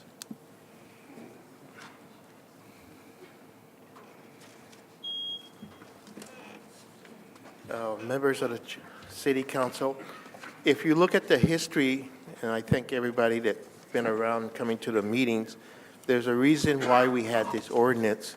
It started in reference to the banners and things that were getting pretty raggy around town. And I concur with what the city manager says. You do have to go to the Planning Commission to move forward, but there is history, and I would suggest that we bring a little bit of the history, and I'm sure we have it, if it's in the minutes, if the minutes were ever done, you will see what took place, and that could back up where you're at and where you're going. Thank you. Thank you, Mr. Horton. I'll bring it back to council for discussion. Yes. Help yourself. Mr. Hermosillo. So, hold on, Mr. Hermosillo. Guillermo Hermosillo, 1196 Margarita. The ordinance, there's nothing wrong with the ordinance, Mr. Mayor, and I don't think it should be moved at all. But you can override it. You just don't enforce it. You have bigger problems than banners in the city of Calexico. By bigger problems, I mean within the sign ordinance. You probably have 2,000 to 3,000 illegal signs throughout Calexico. The banners, you take them off in 2 minutes. They don't, there's no, they're not, you might have some banners on public right-of-ways. Well, that's fine, you gotta remove them, but like, I'll speak for myself. I have them on my property, I take them off every night. The flags. The flags, yeah. Other cities, they just don't enforce it. Go to El Centro. I have flags in El Centro. Go to Yuma. I have flags in Yuma. So you don't have to enforce it. It's been there since 2010. If you change that ordinance, then it's really going to be a mess. You leave the ordinance. For example, the car lots, they're the ones that give you the most tax revenues. And you're going to take their flag that gets them a sale away? It doesn't make any sense. Plus, I can understand that they're tore up and ugly. Yeah, remove it, put a new one on. But nobody enforces it. And this city hasn't enforced it since 2010, since it was approved by council. Thank you. Thank you, Mr. Hermosillo. Okay. Anyone else? I'll bring it back to council. I know, Mr. Real, you put this on. Now we can bring it back to council for discussion. Okay, so I think that this is something that me and city manager have talked about in the past. I think maybe I was the one that got this going because I had talked to him about banners being put up just everywhere in Calexico. And so the sign ordinance does say that banners aren't allowed in certain places. But I guess as far as the flags go, being on your property, I wasn't aware that that was also part of the sign ordinance. And so when the code enforcement started going out and finding businesses for having flags, the calls start coming into the council members, and people start saying, well, why? It's on my property. I don't have a problem with it. Why does the city have a problem with flags? I know there's more people here that have businesses, that don't want to speak, but are the people that have called me on this. And I guess what I'm trying to say is we should maybe find a way to, putting banners on every corner is wrong. I mean, that's not the way. It doesn't make the city look, good, and it's just a ugly thing, an eyesore, to be seen all the time. But banners on somebody, not banners, but flags on somebody's business, it doesn't seem, as long as they're not a tangible object, we can take it off and on. Maybe the council could, planning commission could see it, and then the council could maybe change that part of the ordinance to where a flag is okay, or they could pay a fee. But I think right now it's $45 per month. Is that correct for a single flag? I'd have to defer. I believe to it. I somebody believe else. it is. I don't know If I what read the the ordinance amount is, right off the top of my head. It's $45 per flag. Per flag. Banner. Okay. And it's good for 30 days. You can have 2 consecutive 30 days, a total of 4 of those options. So 30, 30, 30, 30 in a year. In a year, okay. So At I just $45. wanted to open up the discussion on that and see where the council feels. If the council feels it should stay the same, we can do that. If the council feels maybe businesses right now are hurting in Calexico, I mean, I don't think I have to go over the list, unless you want me to. I have it here, of cities that have closed, of businesses that have closed. So we need to be in the helping business mood in this city, and right now I don't think that it's the right time to be going after flags. Maybe the banners, yes, but flags, maybe we should look into that. As staff, I'd like to make a little statement here, reminder that we went to the workshop, the retreat, and remember that the question came up that city council members, you will be approached by the citizens. And if your goal is to keep the city clean, then you should stand by staff. And you gave direction to staff to do the cleanup, do the code enforcement. So we're doing that now. Correct. And now we're getting flashbacks. Well, I wouldn't say So- flashbacks, but maybe the ordinance could be tweaked a little bit. And that's just my opinion. If, like I said, it'll go to planning, then come back and we'll vote on it. I think flags, if they're going to be removed and put back on a daily basis, shouldn't be a problem, or maybe a fee of maybe like $100 per year or something like that per flag. Most of the people that have called me on it are willing to pay. They just think $45 per month is a lot, but they say, I'll pay $100 a year or something per flag. But, I'm just looking at other cities that don't have that flag, ordinance. I don't disagree, but, you're giving staff mixed Correct. messages here. Yeah, okay. Thank you. Your point is very well taken, Mr. Real. And I agree with, too. And I agree with a lot what you have to say. We have gone crazy with banners in our community. And banners do not really, I don't know, they're not appealing. They get dirty, they get dusty, they get ripped. A permanent sign would be the best solution. We do have a sign code. I understand the fact that businesses are hurting. The flags, on the other side, on the other hand, I find aesthetically pleasing as they're removed and they're brought in on a daily basis. Does the sign code address the difference between banners and flags?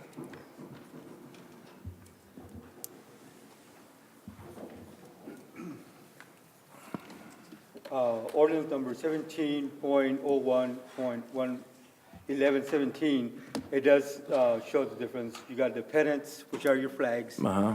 You got your banners.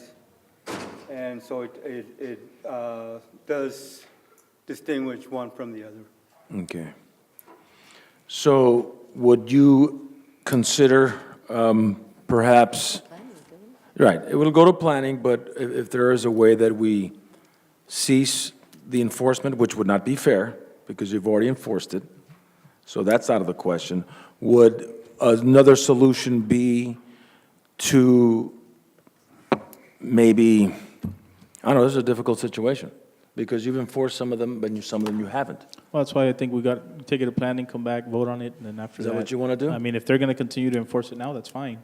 I know, I mean, I don't know if we can stop it, but maybe the planning commission should see it in the next meeting, bring it back, and then we should vote on it as far as whether we should change the ordinance or not. Now, the planning meets on the second and fourth Mondays of the month? Yes, we would be taking it to the fourth Monday of May. Of I'd the like to fourth- make a quick If comment. that's what the request of the council is. Yes, go ahead, Ms. Hurtado. I recall being a business owner in downtown for the last 28 years that shortly before the earthquake is when you began to enforce this sign ordinance back then, 5 years ago. And I recall that, and there was a lot of pushback. I remember that. However, what ended up happening is that after the earthquake hit, all of that just kind of went to the side and no one else was enforcing anymore because it was such a bad condition in downtown. Now, it is true, when we went to this retreat, all 5 of us actually agreed on something. We wanted to improve the image of the city of Calexico with a cleaner city and to be prepared that we would have our staff putting a lot of teeth into these ordinances and to begin to do the work of cleanup. And so we, I guess, have had a little bit of pressure from maybe family members or friends or something that we forget what we asked for in, I'm sorry, did you have something to say? Gosh, I forgot. When we had the agreement in our meeting where we all came to terms about what we wanted to do, it was going to be really important that we understand that's what we were going to do. And like they're saying, we are sending them mixed messages. And so this is not an issue right now, I guess, of council. It probably needs to go so that it's not political. Go to our planning commission and have them think it out again and just leave it off of here. Because for us to continue to give instructions and then later on change our minds because of political pressures, that's not what we're here for. We're here to instill policy. I have some comment. Go ahead, Mr. Kim. I just want to say something real quick. These flags, if Mayor Moreno says they're aesthetically pleasing, I don't think that's a problem as far as when we said we want the clean city. That's not what we meant. But I do have around 100 pictures here of things in the city that are ugly, and these are ugly. The signage is not an issue that I think. Banners, yes, that's correct. But flags, 1 flag, 2 flags. I spoke to a person today that owns a barber shop, and he says, since I took my flags down, people forget this barber shop's here. It's kind of hidden. He says, I took my flag down. My business is hurting. And so, we do have to address that issue for our businesses in Calexico. Without business, until we understand that without business, Calexico will go down in flames. We need business. Without business, we'll be done. Mr. Kim. Yes. I'm kind of agree with Mr. Mandy. And also, I go to LA and other cities, there's no regulation or nothing been happening. So lots of flags have been seen it. And that flag is the popping the business, popping the eyes, or like try to catch the eyes from the customers so they can get the impulsive customers.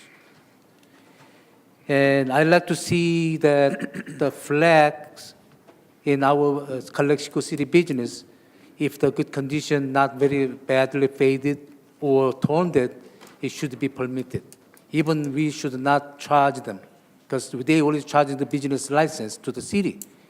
If they have a business going up, more sales, that means we collect more sales tax. Well, what's the deal? Why we so much eyes on the business? Because they try to surviving, try to make the business. Same time, look at our street. Look at our street. Our street is dirty, and the back aisle is full of the trash. And we're not taking care of that one. Street is like a downtown street. There are lots of trash in the street. Any suggestions, or do you have? We should have taken care of that one. do you have But I'll go back to these issues. I like to see our city let the permit to the flag if the conditions is clean, not faded, without any charges. I like to see it in our ordinance. Okay, thank you. Anyone else?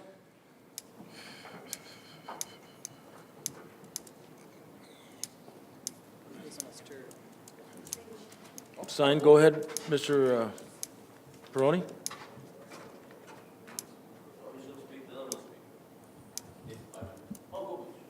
You want to go first? Go ahead. You have a FM radio voice, so go ahead. Just two things, really important things. I'm going to be passing pictures of what Mandy's talking about, because honestly, it is horrible, okay? And second, about the flags. We already pay someone from the downtown commission for... The bid. Yeah, what is it? Bid, yeah, we're business paying like improvement 150 bucks a year, and like getting a ticket for 300 bucks for having a couple of flags and not being able to put banners, like literally on top of my store, it's like super bad. Okay, and like he said, we have like, this is trash. This is what needs to be cleaned up, not a sign, not a flag, with all due respect, of course. Thank you. Thank you. Thank you. Mr. Peroni. Mayor, Honorable City Council, I've been seeing what's going on with the banners, flags, and I think, there's a saying in Spanish, cuando la vaca está flaca, déjala. Cuando la está gorda, do it. Our business people are hurting. They're hurting. So they're struggling, and they're trying to get people inside their store. And on top of this now, they have to pay a fee for a sign.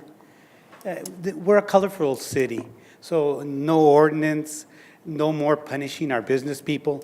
Let's encourage them. A lot of people are saying, hey, I want to go to El Centro. El Centro, they have signs, banners everywhere. And city council or city staff is not getting involved in that. They're letting their business people do what they know how to do. Bring in people, ring up that cash register. So we need to help them, because if we keep on punishing them, they're going to leave our city. Then there's nobody to charge fines to anymore.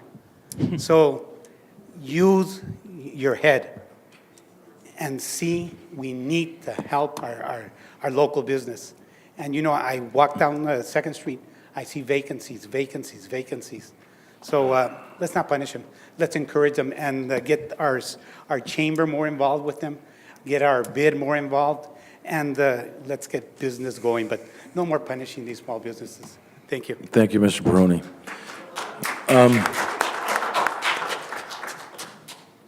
Okay, I forgot what I was going to say. All right, anyone else? Mr. Morales, is there any questions for Mr. Morales? At this point, I would see if we can bring back our goals and objectives so that we review them, because that would be important if this was one of the items that we unanimously discussed and we said we wanted this to be taken care of. Sometimes we forget.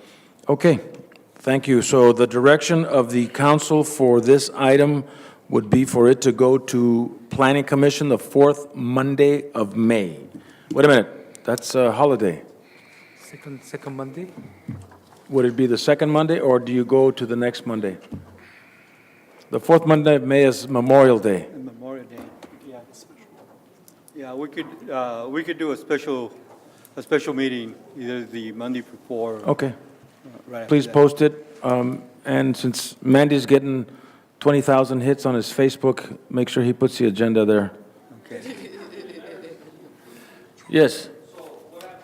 Well, we can't do anything right now. It's going to go, the enforcement will continue until we bring it to the sign code, to the I'd sign like code, to- to the, You can hold the flag. I'd like to, like Mr. Moreno, I'd like to lay down the enforcement meanwhile until we decide what's going to do. but what about those businesses have already been fined? I'll I'm just find sorry, it. City Attorney? Mr. Mayor, that would be selective enforcement. I recommend status quo until it goes through planning, Yeah. and therefore you can deal with the issues. Okay, thank So you. if someone's got a ticket already, you have to pay, and then after that, we'll, figure That it is out. correct. Right. All right, item 12. Oh, do we take a vote on it, or just give direction? Direction's fine. We'll Okay. send it off to, we'll refer it to the planning commission. Resolution, thank you, sir. Resolution of the City Council of the City of Calexico urging a moratorium on additional bank closures and calling upon U.S. Congressman Juan Vargas, other elected officials, and Obama administration officials in the Department of Justice, Department of the Treasury, and other federal agencies to end bank closures in Calexico and along the international border. And I remember seeing Mr. Castro, Mr. Real, and Ms. Hurtado at that workshop they had at Family Style Buffet, where many banks throughout the United States, over 8,000 banks were being closed, that many banks along the U.S.-Mexico border, the city of Nogales, Arizona, has no banks in that community. This is not special to the city of Calexico, but to the United States and many border cities along the U.S.-Mexico border. I read the resolution. I'm very impressed with the writing of it, and I told our city manager and your team that put together this resolution that this has a lot of good reasons as to why the bank closures should cease and desist. So without any further ado, is there anyone else wanting to make a motion or ask a question? Have some discussion on those? Well, let's move it and second it. You want to move it? I make the motion. Moved by Mr. Real. I'll second it. You have some The questions, second for the Mr. Kim? discussion, Yeah. yes. I'm sorry. Mr. Romo, come on up. And after Mr. Romo, Mr. Dan Romero. And after Mr. Dan Romero, Mr. Ben Horton. Time 3 minutes, please. Mr. Romo. John, you're jumping the gun here. I do agree with you, Mr. Mayor and council members. I believe you do have done your research and your homework, and there is a reason for it. I believe it's called security, part of it's security, and I'm just wondering whether it's going to hold water, it's going to take great effect that our senators address this issue to the Obama administration. People are hurting. People are going to be hurting along the borders, and basically, I'm seeing Calexico with no banks. So I'm just urging the council to do its best, and that's it. Thank you, Mr. Romo. Mr. Romero, Mr. Horton, you're after him. Thank you, Mayor, City Council. First and foremost, as you know, Mayor Moreno, Councilwoman Hurtado, Councilman Mandy Real, and Councilman Castro were present at this presentation that the Chamber of Commerce put together, as you mentioned, at the Family Style Buffet. We were, as a committee for the Chamber of Commerce Economic Development Committee, we were successful in reaching out to Congressman Vargas. He sent his Chief of Staff, Tim Walsh. Unfortunately, Ben Wessel's office was not able to participate. Conflicts there of commitments. Assemblyman Eduardo Garcia was present, and he gave his presentation. In regards to this resolution, it was Assemblyman Garcia's recommendation for this resolution to go through, and this way we can, the chamber, everybody else can pass it along to the other communities. and even Assemblyman Garcia would like a copy as soon as possible. One of the things to share with everybody here in those presentations and in my meetings with the bank managers at Wells Fargo and Union Bank, they are remaining. They have, as a matter of fact, Wells Fargo has intentions to expand here in Calexico. And Union Bank is solid where they are right now. Now, obviously, we would like to see further banking in the downtown area for the people that walk across the border, but that's also part of in all of our efforts. I congratulate the City of Calexico for putting this resolution before the City Council's approval. If that resolution, once approved, can be also furnished to our Executive Director, Hildy Carrillo, so we can go on and continue pressing our elected officials to support this City of Calexico to, as Maureen and Tim, keep the banks that we have here, and perhaps we can succeed in convincing a bank to come back into the city. We had another meeting on Monday, and we had different sectors present. Richard Ortega for the neighborhood house, Carlton Hargrave for the restaurants. We had from the public administrator's office. It was just across different sectors of the community, and they shared their concerns, and with those concerns, we're going to be sending a letter to the Bank of America. And hopefully they'll reconsider leaving. If not, but at least we can use those conditions to continue to press our elected officials to press forward to keep the banks here in Calexico. Thank you, Thank you, Mayor. Thank you, Mr. Romero. Mr. Horton. What I wanted to say is just the same thing that's been said already, is in support of this resolution. Today I had a meeting with Chase Bank, and they explained about the law. The law is the law. And they're saying in reference to certain issues, they have to take the money. If the person wants to make a transfer when it was here in Calexico to Mexico, they would have to do it by law. And then the federal law would come in and fine them, maybe 100 plus, for a $45 transaction. The law says this, but the law says this.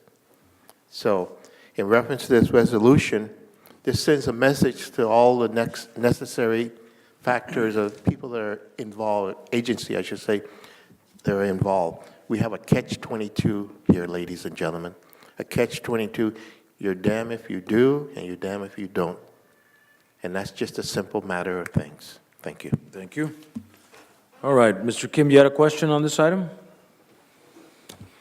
Yes. I believe I will support the resolution, but there's a lot of issues. The bank, they close down the business in the border areas instead of paying so much money, and that they can what's called the supervising the transactions. So lots of, for example, a lot of Casa de Cambio, they're not getting any support from the bankers, same reason, because they have to spend a lot of money to keep an eye on it. So in a way, this resolution, I hopefully to impacting some law to some kind of a window we can have a loosening on those. Because if not, most of the bankers, they prefer for leaving from the border town to go there. But what I understanding, the people who has bad intention on doing some funny transaction, they still gonna follow to the more further, because they're gonna have money, they have all the transaction gonna go follow with them. So they might gonna end up say almost the same when we close nearby the border, or we move away from the border, still gonna be the same issues, because they're gonna have it. So when they're realizing, they might coming back. But I believe we have to focus more on the law side they can have some window to make sure that border town bankers, they can have some kind of little windows on those. Great point, Mr. Kim. And is there a motion to approve? Motion. Moved by Real, second? Second. Second by Hurtado. Please vote. Motion carries unanimously. Item 13. One, Councilmember Real's request that City Council consider potential Calexico Code of Ethics violation by Councilmember Maritza Hurtado. And number two, consideration of a resolution of the City Council of the City of Calexico reprimanding and censuring Councilmember Hurtado. And I will defer to Mr. Real. I just want to make a comment and then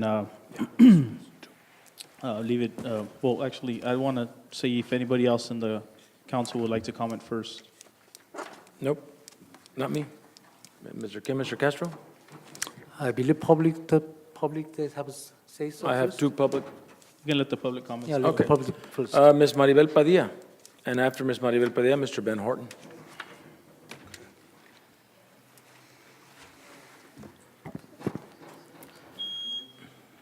I would like to say, I was there. I was at this State of the City address. I wasn't in the actual discussion. I was there. I was more worried about the food that was going to be thrown out, and I wanted that for my homeless, and that was important to me, not the discussion you guys were having. Believe it or not, I'm going to agree with you. Let's reprimand, but let's reprimand you too. Both of you were in that discussion, not just her. You and her made a scene in front of all these people from out of town, dignitaries from out of town, and the people that were there. Both of you. So if you're going to reprimand her, go ahead. But at the same time, it goes for you, Mandy. I was there. I heard some of it.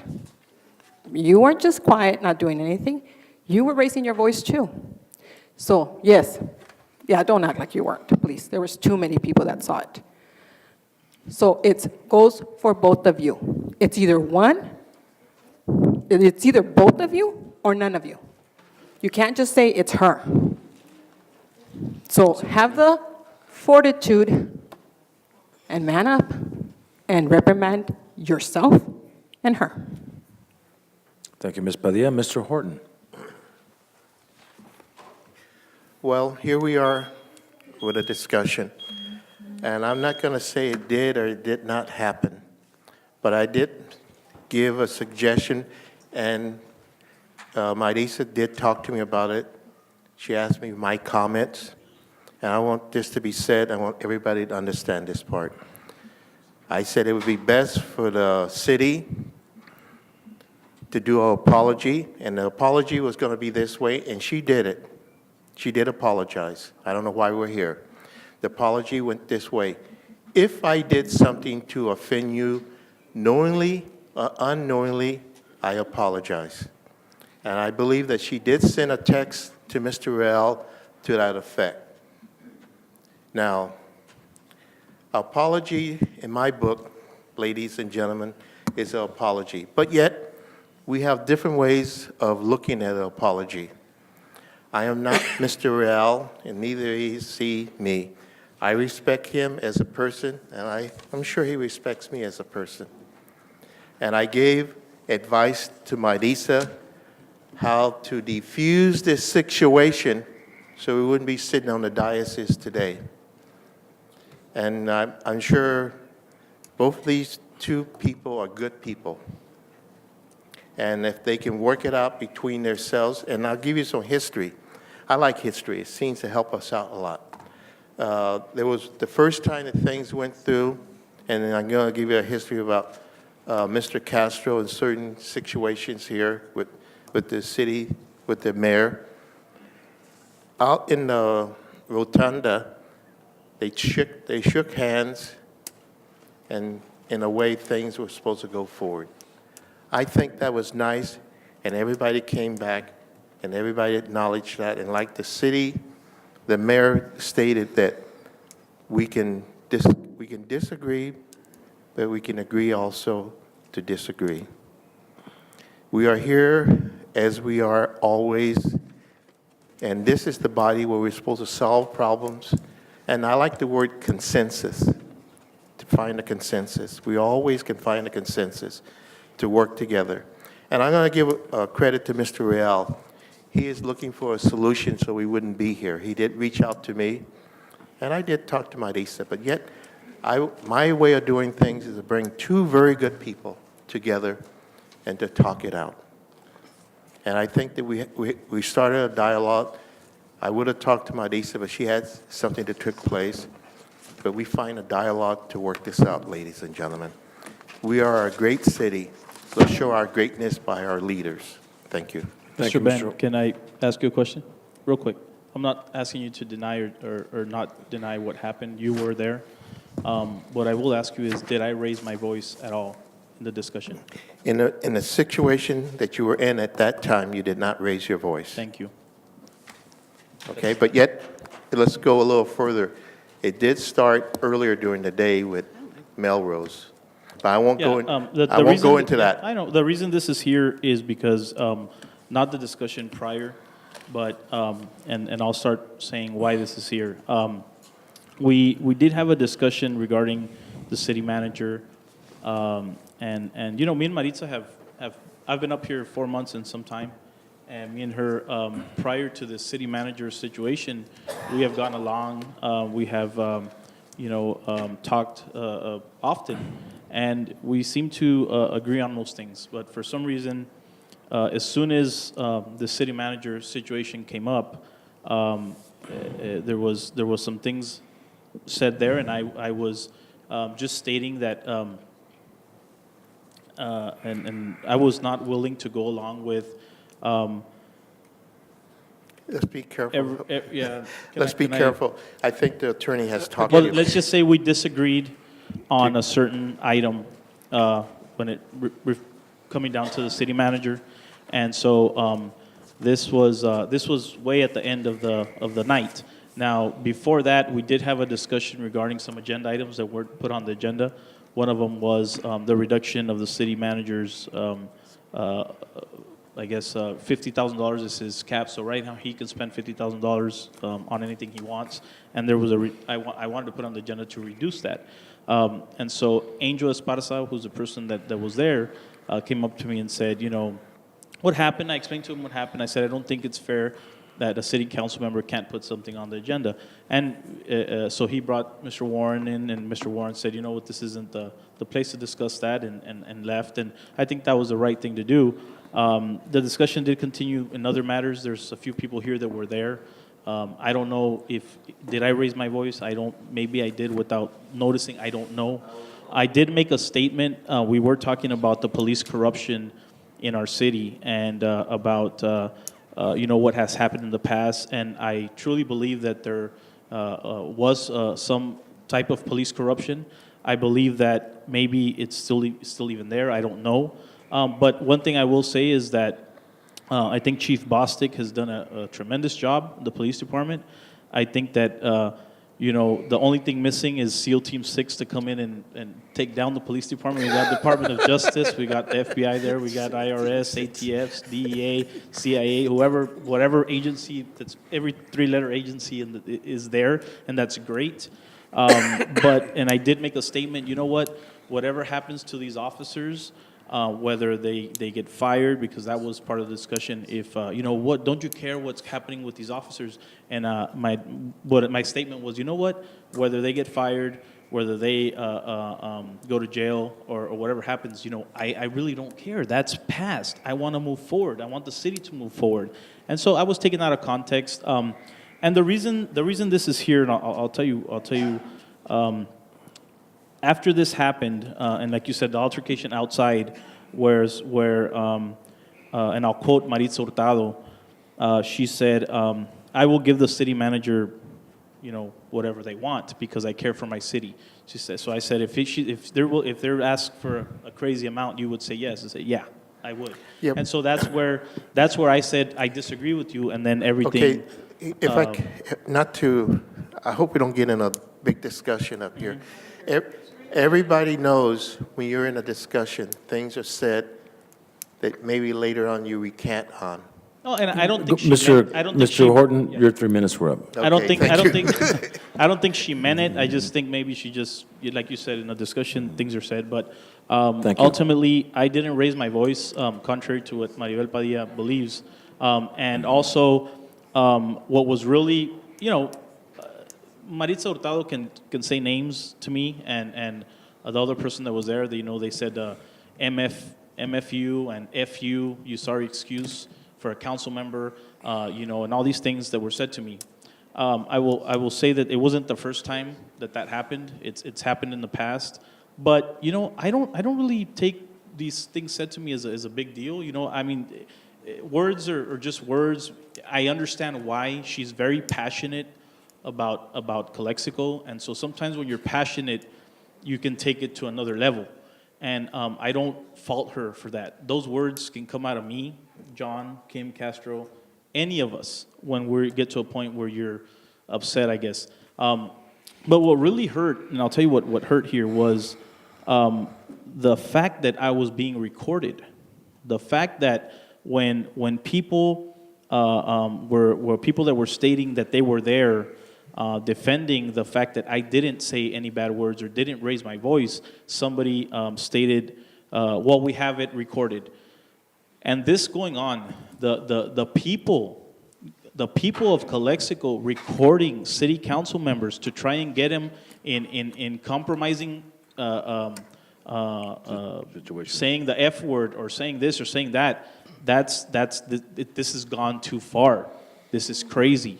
I had somebody say, well, maybe a certain council member goes and drinks at Applebee's. Maybe I should crash his car when he comes out so that he gets a DUI and I'll record everything. Or I will follow a council member around for doing it. What is this city coming to? What is going on? Why? Because of the city manager contract? Really? Because of a city manager contract, this city is going crazy and following council members around. And the council's fighting. And, John Moreno said it best right now. You should agree to disagree and move on. It's that simple.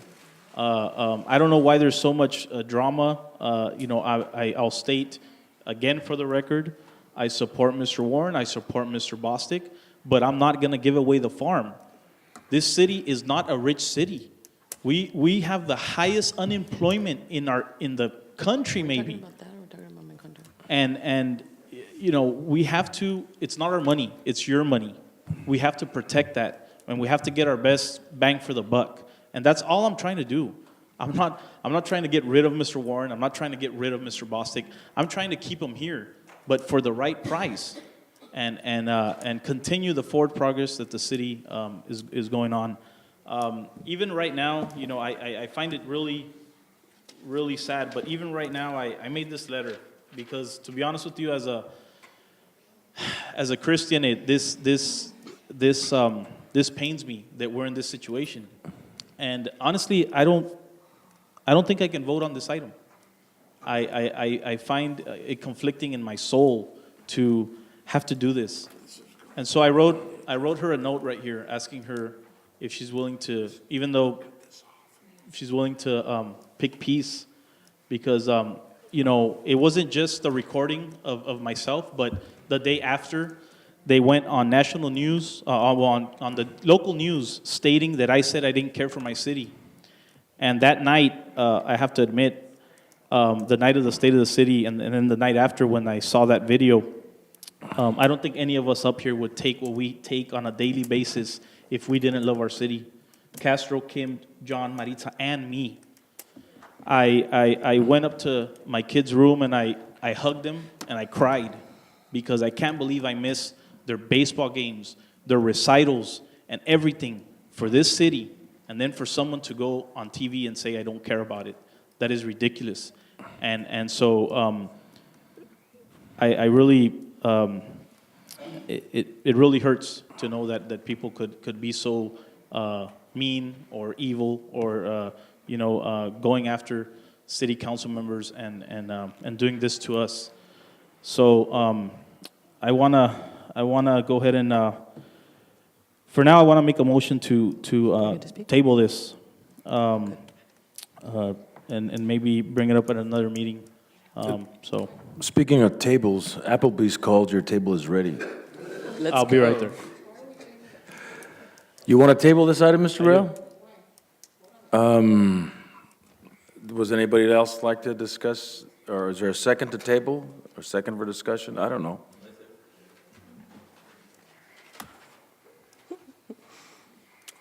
I mean, I could add a lot to what was just said now, but Please do. as we just heard from Mr. Horton, I did apologize to this gentleman, and up to today, he hasn't responded. So the letter that you just wrote me was asking me to pick between war and peace. Correct. And that's where it's kind of interesting, because I don't see this as a war. And so that is what I think is wrong with the mentality. But, I'll add, and, I appreciate that you're going to table if you still want to table. But we've had discussions quite a bit in the past, and as you know, last year I personally witnessed where 2 sergeants, maybe even more, police officers were running the city. And you did not see that. I did. I understand. And as far as wanting to go back to those days, those dark days, we're not going to do that. That's not normal. It's not normal for a city to be run by police officers. And so those are improprieties to the max, and those type of improprieties are not going to be tolerated. And so as far as the attacks and what people call you and things like that, come on, we're here every day, and it happens every day. And I remember telling you, get used to it, In politics, there's a lot like that. I remember Mr. Castro even gave me that advice, have thick skin, because there is going to be a lot of that where people come up to you and are very heated. And I think where you're failing to let the citizens know is what the citizens told you that day. That's actually what was happening that day. And it was a little bit of everything, of many different people being involved. And like you said, I've always said it too, we have a lot of passion. And so, I got a lot of messages from your supporters trying to extort me that if I were to vote on Castro, then I was going to get today, you coming up to do this to me today. Now you're talking about war and peace. And it's like, man, when is this going to end? But honestly, the thing is that there has been a very difficult thing that the city has gone through. And that is what we're trying to repair. And to a lot of the citizens that approached us that night, the repair and the recovery is hanging on to these true leaders that we have here. The true leader in Mr. Warren and the true leader in Mr. Bostic. They are the people who have come up to the plate with responsibilities that are beyond your knowledge. The fact that all these agencies are here is not because we're playing a game. It's that there is some very severe and serious high-level issues that have occurred in this city that neither you, I, or anyone here can question. But the level of the involvement of all these agencies is very important to recognize. And that level of involvement, together with all the different things that you see around you, means there's something really serious going on. So you think that just this city manager shouldn't mean anything? Actually, he's the reason why we're better off now. And he's the reason why we're still even talking here and in existence. Because when you have inappropriate actions like that from police officers who are going all the way to Vegas, apparently is what I hear, to hire our tacata or something like that happened, that's just unbelievable that's happening in the United States. So I fight really hard, and I'm an agent of reform because I want the city to reform. Those differences we had that day, I understand. They've been told to you quite a bit, and they've been told to me quite a bit too. You didn't experience it, but we did. And the people that approached you, and you know who we're talking about, were extremely, extremely upset at you. And whatever happened in my part, excuse me, I didn't interrupt you. Because there was only 4 of them. What happened in my part is only because I was standing around and you were coming around and having those conversations with me. Yes, we have those differences and it's ugly, but it's not about personality differences. It's not about anything about that. It's about trying to understand and come to an agreement that and recognize that this gentleman here is the reason why City of Calexico is still open for business. This person here, you may think it's funny, but you haven't experienced this, so I'm really sorry. Maybe it's important for you to have more information. So when you're educated on the issues and come more often, then you'll find out a little bit more about what it is. Because in any other management team in the past, they didn't have the fortitude, as Maribel says, to fire these 6 officers. And 6 officers is quite a bit. So I'm really disappointed that even though there has been apologies and things, apparently it's not good enough. Today you wanted to bring this, and that's good because we get to talk about it. But as far as having ego trips and things like that, I think we need to get off the ego trips and just be humble and remember what we're here for. We're here for the 40,000 residents. And the most important thing that we're here for is to make sure that they have stability and recovery for what happened last year. And that's where our differences are. And the fact that you have these people, the Gonzaleses and the Hermosillos, that come over and attack me because I am wanting the change for the city of Calexico. I want that reform. I want the city of Calexico to be beyond this corruption we just experienced. I want that. And if there are people that don't want that, well, I'm too sorry, but I know what's best for my citizens. And for my citizens, we need safety, and we definitely don't want and don't need a sergeant to be in charge of the city. Thank you. Thank you very much. I'm not going to say anything. That sounds like a broken record. You're going to table it, and we're going to move forward. No, let's vote on it. You want to vote on it? Sure. Okay. Who's going to make the motion? I have some too. No, Mr. Wait, Kim. wait, You wait. weren't even there. So, No, wait a you minute. weren't there, neither was Mr. Castro. really I was, matter yes, to it me. does matter. I'm not going to waste any more time on this. This is Wow. ridiculous. We're wasting too much time. Mandy wants to vote on it. Let's vote on it. We need clarification on the resolution. We have a Oh, lot of yeah, holes that in was it. another So- question too. Why did we put that on the agenda if we didn't even have the reasons behind? There's no evidence, there's no witnesses. This is just another attack. Okay, so is there a Did it motion? happen or didn't it happen? Is there, discussion is It didn't over, happen? Mr. Real, discussion is over. We're going to move on this item. Discussion is over. I Who's wanna going? say something, Mayor. No, I'm just, we're Just for wasting the- too much time. For the record, We're wasting too much But time. it's Maritza, that ethical. didn't We're happen. talking about ethical. Mayor, We're wasting too much time Mayor. on this item. No, nobody's May going I to talk ask you- anymore. let me Nobody's ask going to you some speak. question. No. One question. No, One it's question. over. Why? Because it's ridiculous. it is ridiculous. I Right. know. So I let's, wanna if we're table going to this- vote, excuse me, Mr. Castro. I Mayor. am speaking, Yes, you're please. speaking. And I'm going to call for the question. Is there a motion to approve this I item? have the right to speak, Mayor. Mr. Mayor, why don't we just You go know ahead and what? vote? I'll vote for I myself. give I'm up. ready to vote for myself. I Come on. give up. I have the right All right, you want to make a motion? I'll motion for myself to reprimand myself. I'm Okay, fine. there's a motion, I'll second it. Please vote. I have the right to speak, Mayor. No, we're wasting too much time, Mr. Castro. Really? Yes. And let's move We're voting. on. She moved to reprimand herself. Can I suggest something, Mr. Mayor? Please do. Thank you. We have no specificity in the resolution. So I recommend a general allegation or whereas, and then you have to vote on what the proper remedy is.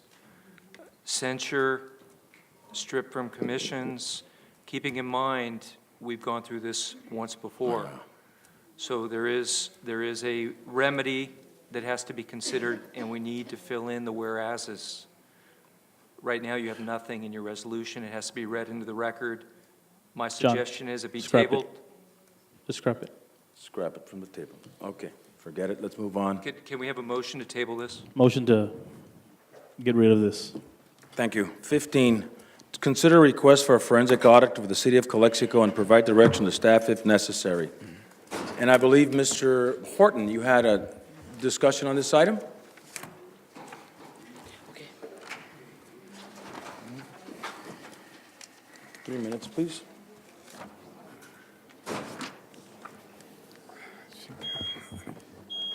City Council, audience, when you talk about a forensic audit,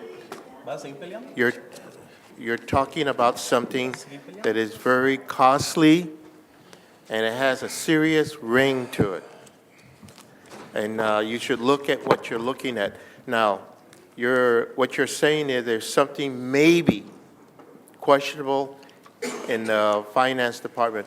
Right now, the finance department is going through a change over. And you should look at what you're going to be trying to look for. You're asking for a forensic audit in reference to what? Is there allegations that are being put forth? Is there something that has been said that maybe there's questionable dealings? There's funds that are questionable?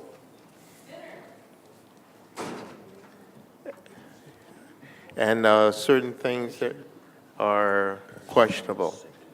So let's look at what we're looking at, because we are scheduled for an audit, true or not.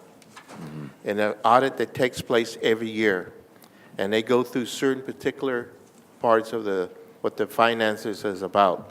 Now, we're going to go more than that, and what are we going to be looking for? So this is where we're at. So Thank you. move forward. Mr. Real, did you put this on the agenda? Do you have a question for staff? Yeah, well, not necessarily for staff. Me and the city manager kind of already talked about this. It's more of a internal issues that I don't want to really disclose, but I just make a motion for its approval. I second. Well, before we Second do that, Let's just vote. before we do that, can we understand what it is that we're being asked to do? Because the city is heavily audited as it is if you go to Exhibit A. I think, well, the thing is, I don't really want to make this public because there's whistleblowers from inside that are saying this. If you want, we can maybe get an investigator to investigate, but the thing is, I don't want to say a certain person that works there, that's been there for a long time, is saying, that a forensic audit must be done because there is criminal activity in there. But I mean, when you and I met today, you didn't raise any of those issues. Well, I think we did talk about the transfers of some monies and things like that. Now, like I said, I don't know if they're criminal or not. I have no idea. I just think that the city hasn't had a forensic audit. It has a yearly audit, but I think I want to give direction to, and if the other city council members want, to vote on a forensic audit and to give direction to the city manager and staff to start open up the bidding process for a company and come back to us with the price first. I don't want to spend a lot of money on this if that's the case. And that way we can maybe in this next week period or 2-week periods, we can kind of streamline what we think the forensic audit should go towards. Okay, because we would need to understand. Yeah, correct. We would need to understand what it is we're looking for. Correct. Beyond the audits that are already conducted. Some of the accounting funds are audited 3 times. Yeah, so those funds So probably. we would need to understand what period of time, what accounting funds, if in fact, and then what in fact, if in fact you do have information, then we need to know about it because, if there is in fact allegations or information, then obviously we'll have them investigated, and no one has investigated more stuff than, the current administration in all departments. Well, we need to have an investigation I by think the that's an independent parties. understatement. So, Mr. but I Moore? mean, I'm happy to meet with you. I'm happy to meet with you to Okay. discuss, All right. the scope of what exactly we're work. going to do. Okay. So, let's, I guess let's vote. We're voting. There's a motion on the floor for this item. Is there a second? I second it. Second I by seconded the discussions. Go ahead. And I believe we have to have hire the independent auditors to who's very, they're dedicating with the forensic audit. That way they can find out what is going on, really happening in Third Eye, not from our staff or not by the council member neither. And we need the Third Eye to do it. It's costly probably, but we still have to do it to see what is going on here. Because a lot of issues I could not bring to the outside, so we got so much issues. That's one of the reasons we have to do it. That's one of the year, I think it's the last year, I requested forensic audit. It caused to take the right of the was a future agenda time. Because the staff got upset, and they said the prank. As a forensic audit, be necessary to have it. Thank you. Do you want to give direction on where? I believe the take away from the managers, so hands, because it's the same hands. Because I like to see the city attorney form to conducting the looking for the forensic audit. Is that something in the scope of work of the attorney finding? Yes, we can do that too. Well, Just so the mayor and council, we need to have direction and the ability to come back with a scope of Scope of work. services and so we can get a price and then go out for an RFP. RFP. Have you done this in other cities? No, we A have forensic not. audit? No, this is somewhat unusual. Okay. There is an audit process annually. Mr. Warren will speak to that. So this is above and beyond the traditional audit process for cities. But the regular audit, you just see the numbers, and numbers there, receipts there, they just pass it. But the forensic audit is why, what's going on, this what it really happens, what it really costs, and all those things, more details going on. I'm only worried. I'm only worried of when people that work for the city come out and start saying things. It just kind of opens your eyes to say, well, if someone that works here is saying this, then maybe it's something to look into. Now, I haven't heard of other things going on other than slush funds that supposedly have been made in the past. I'm not saying in this administration. And so I think that if we can have a 5-year audit of the past, for example, I went to Mr. Quinn's office regarding the city police department going from a $3.5 million budget to a $7 million budget. And he stated because he wasn't here in 2012, that Ms. Hashem was here, that he didn't know about how that jump happened. That's kind of, maybe you can elaborate a little bit on that? Let me just say this, okay? I think we're happy to sit down with you and talk about scope and what it is, and in fact, if there is something that you think, or if you have witnesses or something, we're happy to look at stuff. I think, especially in a public forum, we need to be very careful that we're not accusing people falsely or defaming them or suggesting that they're somehow involved in wrongdoing, because you open the city up for liability, especially if they're not, No, we because haven't said everybody has names or anything. everybody has a liberty interest and a right in their good name. So let me give this, this suggestion. Let's you and I meet one-on-one. We'll figure out. Can Quinn be there too? Yeah, no, we'll two-on-one. Two-on-one, all right. And then we'll kind of talk about it, we'll kind of figure it out, and then develop a scope, and then we'll go from there. Is that fair enough? Yeah, I don't see why not. So Why not we request the Attorney General to forensic audit? Attorney General? Yes. Yes. They're busy at the police department. Let's just vote on it, and then can Mr. Warren, can we invite Kim? We have a lot of things. Can we do a two on two? 2-on-2, like a tag team? Yeah, why not? Would you go? Well, you could have up to 2 people there. He's actually saying he's going to go. Yeah. Really? All right, let's do it. As long as Let's I'm get safe. a lot of coffee. You need to ready to be. Okay. All right. Well, let's vote on this to get this. There's a motion on the floor by Mr. Real. Is there a second by by- Mr. Kim? We already do 44 audits in the city of Calexico. I think one more wouldn't hurt. Where are we at? We're gonna have a Councilman coming Real, up. Councilman Real, I'll tell you what, we'll sit down and talk about it. You and Mr. Kim have already implicated me and my staff. I'm going to get my own personal lawyer, and we'll sit down with you. How about that? I don't know what that. I'm not saying to you. I'm not talking you. I'm talking about all the departments. I am the department. Well, it's not you, not you the only. We are Nobody. talking about the 5 No, years. I haven't said names. No. Really? All right, okay. What? Wait a minute, please. There's a point of order here first. Mr. Real, you made a motion seconded by Mr. Kim, and your motion was to conduct a forensic audit. Forensic audit, yes. Yeah. And the motion carries 3-1 and 1 non-vote, with Hurtado absent and 1 opposition with Moreno. Moving on. Appointment by Councilmember Hurtado to the Historical Commission. She is not here. Appointment to Senior Citizens Commission. Councilman Castro, do you have an appointee? Yes, I would like to appoint Olivia Valenzuela for Senior Commissioner. Okay. Mr. Romo, you're back. Come back and speak. You got 3 minutes.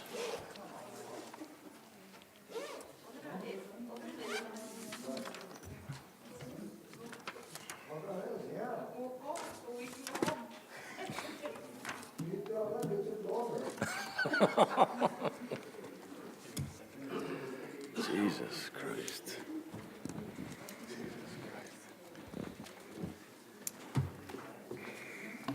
Time him for 3 minutes. Good evening. Same name for the record. I am frustrated. I'm going to Applebee's. You guys want a consultant? I'll be out there by my little table there. Jesus, this is.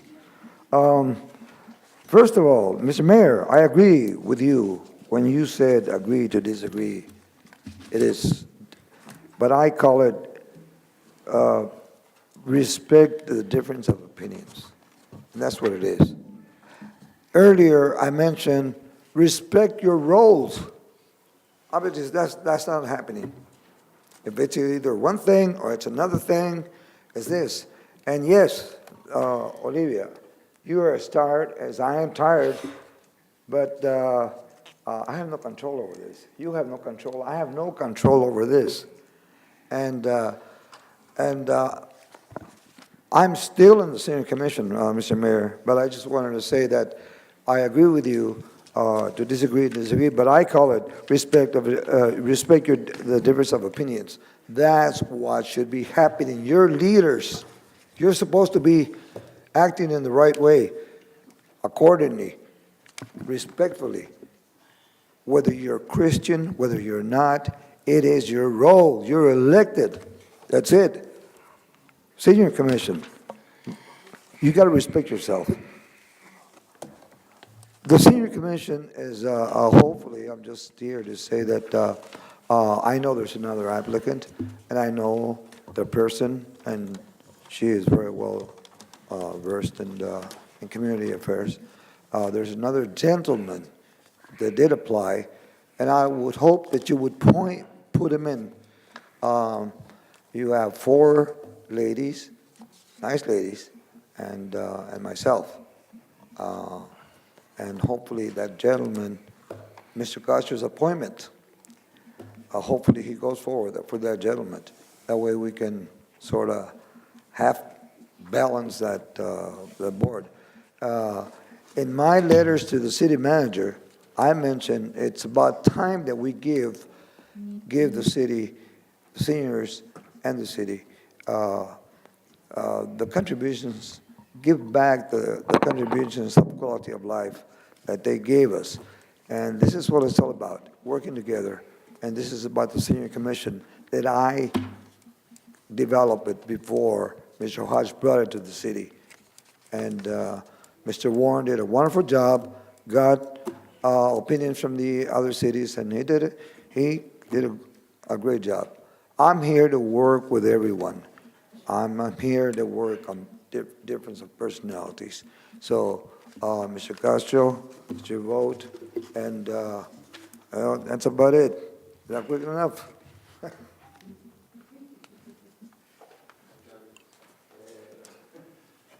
Anyone else? I got nothing but time. All right, going on to the next item. I think we need to select somebody for the senior commission at large. And I know all of us are getting tired. Is there anyone who want to make a suggestion or you motion to table, whatever you want to do? We have one item left. The 18 is the consent calendar on the redevelopment successor agency. But you want to appoint someone on the senior, or you want to table the last 2 items? I say we table last 2 items next meeting. Table the last 2 items. I'll second. We need to vote on 18. 18. All right, let's vote on 18. Table the 17B and vote on 18 is a resolution of the successor agency of the Calexico Community Development Agency approving the amended long-range property management plan pursuant to California Health and Safety Code Section 34191.5 and approving certain related actions.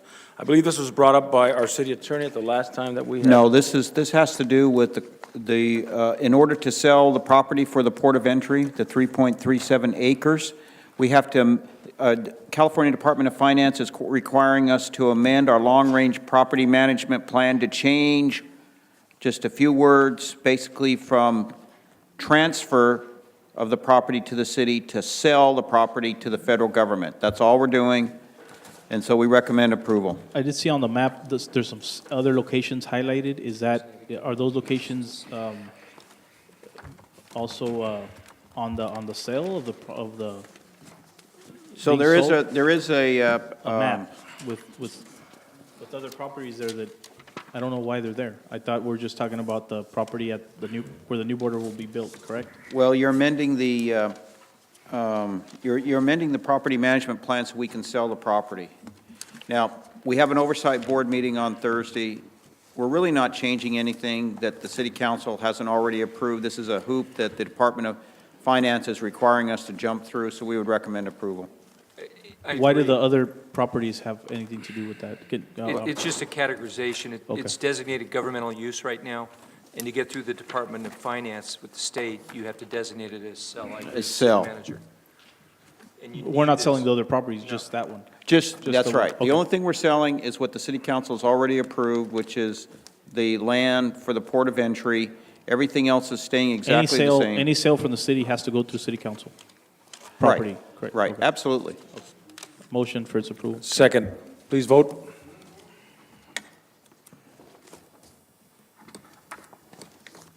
Aye. Aye. Hi. Mr. Castro. Motion carries 4 with Ms. Hurtado absent. Meeting adjourned.